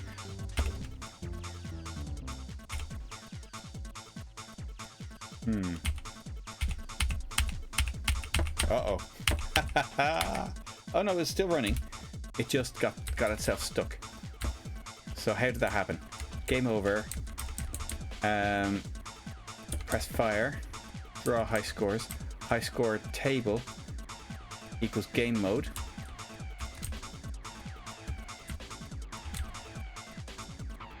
So let's see what we have to do to draw the high scores. High score table, high score step, and high score frame. Yeah, we have to reset them.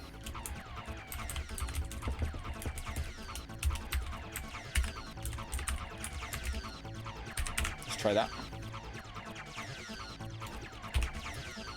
So high scores working. Competition. Oh wow.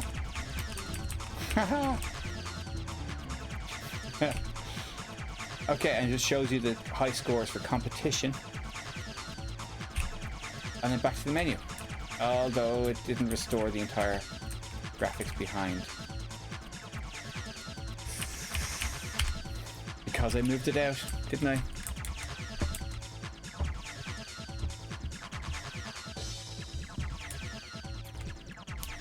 Draw high scores. No, I didn't. So draw high scores. High score frame. Oh no. And high score table or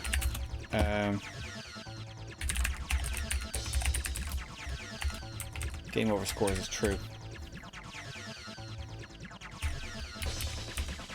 I'm running the high scores each time just to make sure, because that'll put the frame counters and stuff in random position. Whoops. Competition scores. Press fire. Oh, it's not the grey tile.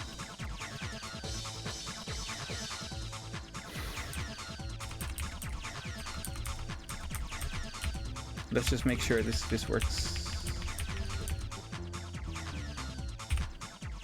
Normal. Oh, it goes to competition.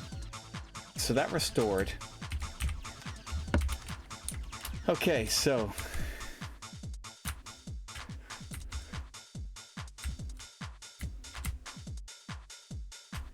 if frame count game over flag. No, game over flag. Scores. It was false.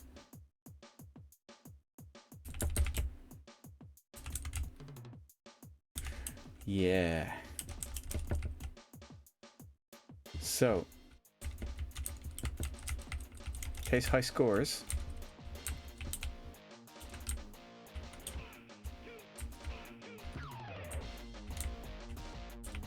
So when fire is pressed, if high score table is 1, so it should be the same. Erase high scores and game over scores is false.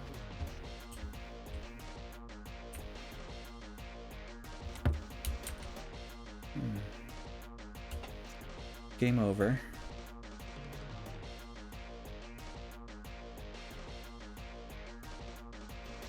Oh no. Did I put that in there as game over flag? Game over scores.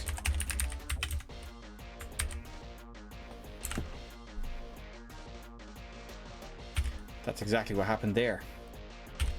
So, normal. Yes. And restored the tiles. Let's just run this again. Normal. Competition. And now let's do competition.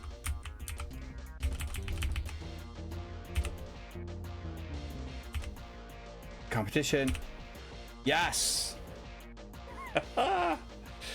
You know what? God. That's excellent. I'm going to leave it there, I think, because entering the scores is slightly messy code, and I'm too tired and too drunk to do it now. Thanks very much, D Mackie. Oh, let's go and let's call it there. Let's go raid someone. Anyone got suggestions? Who's around? Where's my Twitch gone?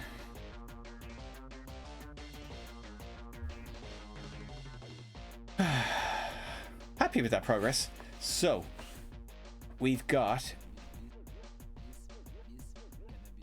a few people.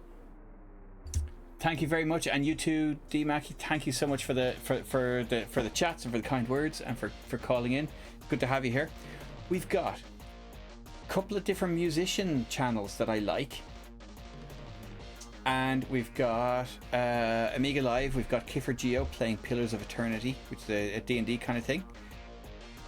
Anyone else got any suggestions? Anyone else doing Amiga stuff?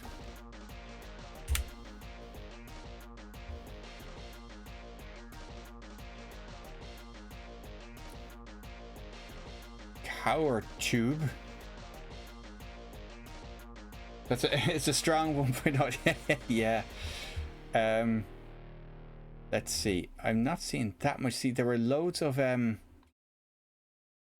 people doing Amiga April, and of course it's the 1st of May now, so I've just missed all of that. So I think maybe everyone's just taking a night off. So we don't have that many. We can raid Kiffer. Will we raid Kiffer? He's playing a bit of like I say, Pillars of Eternity. Let's do that. Actually,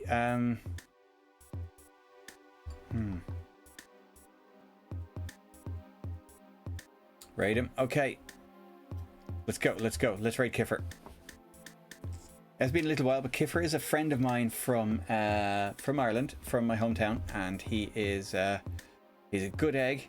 He has snack time at about 11 o'clock where you predict what snack he's going to have, but obviously we've missed that. So but it's all good. It's all good.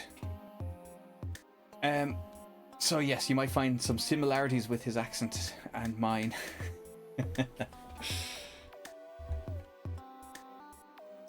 Okay, listen, thank you very much, everyone. 2 crashes, not too bad, and I think we made good progress there. Next stream, I'm going to finish it off. Okay, right. Thank you very much, guys. Thank you. Appreciate you being here, and talk to you next Friday, maybe. I'm trying to remember if I'm here next Friday. I think so. Right. Where's my button? And good night. Bye-bye. Yeah, nuss. Bye-bye. Take care.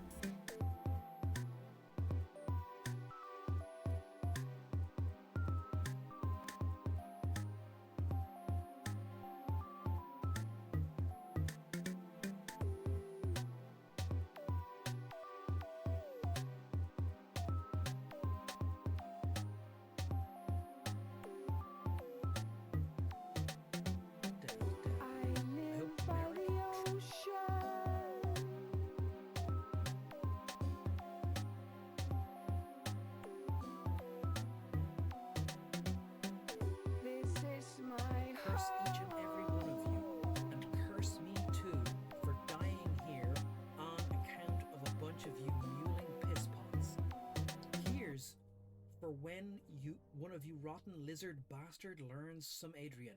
I hope you all fucking choke. Daedalus rating with a party of 10 just in time to hear us read this guy's fireman's curse. We just found him lost in a pit. We read his note. Hand and key, unique medium armor. It's loyal and fine. What does loyal mean on an armor? Let us find out what loyal armor is. Daedalus, what were you up to this evening? What does loyal do? It prevents you getting charmed. Okay. It's not bad armor. I'm not sure what we have to do an equipment recce. Raiders. So Daedalus, what were you playing? Coding Amiga, fighting with drunk self over drunken code. Look. If God had wanted us to write code sober, he wouldn't have invented the Balmer peak. Yes? I want you to zap These this. ones are in for a walloping! That's okay, you're allowed to go first. Alright. Now everyone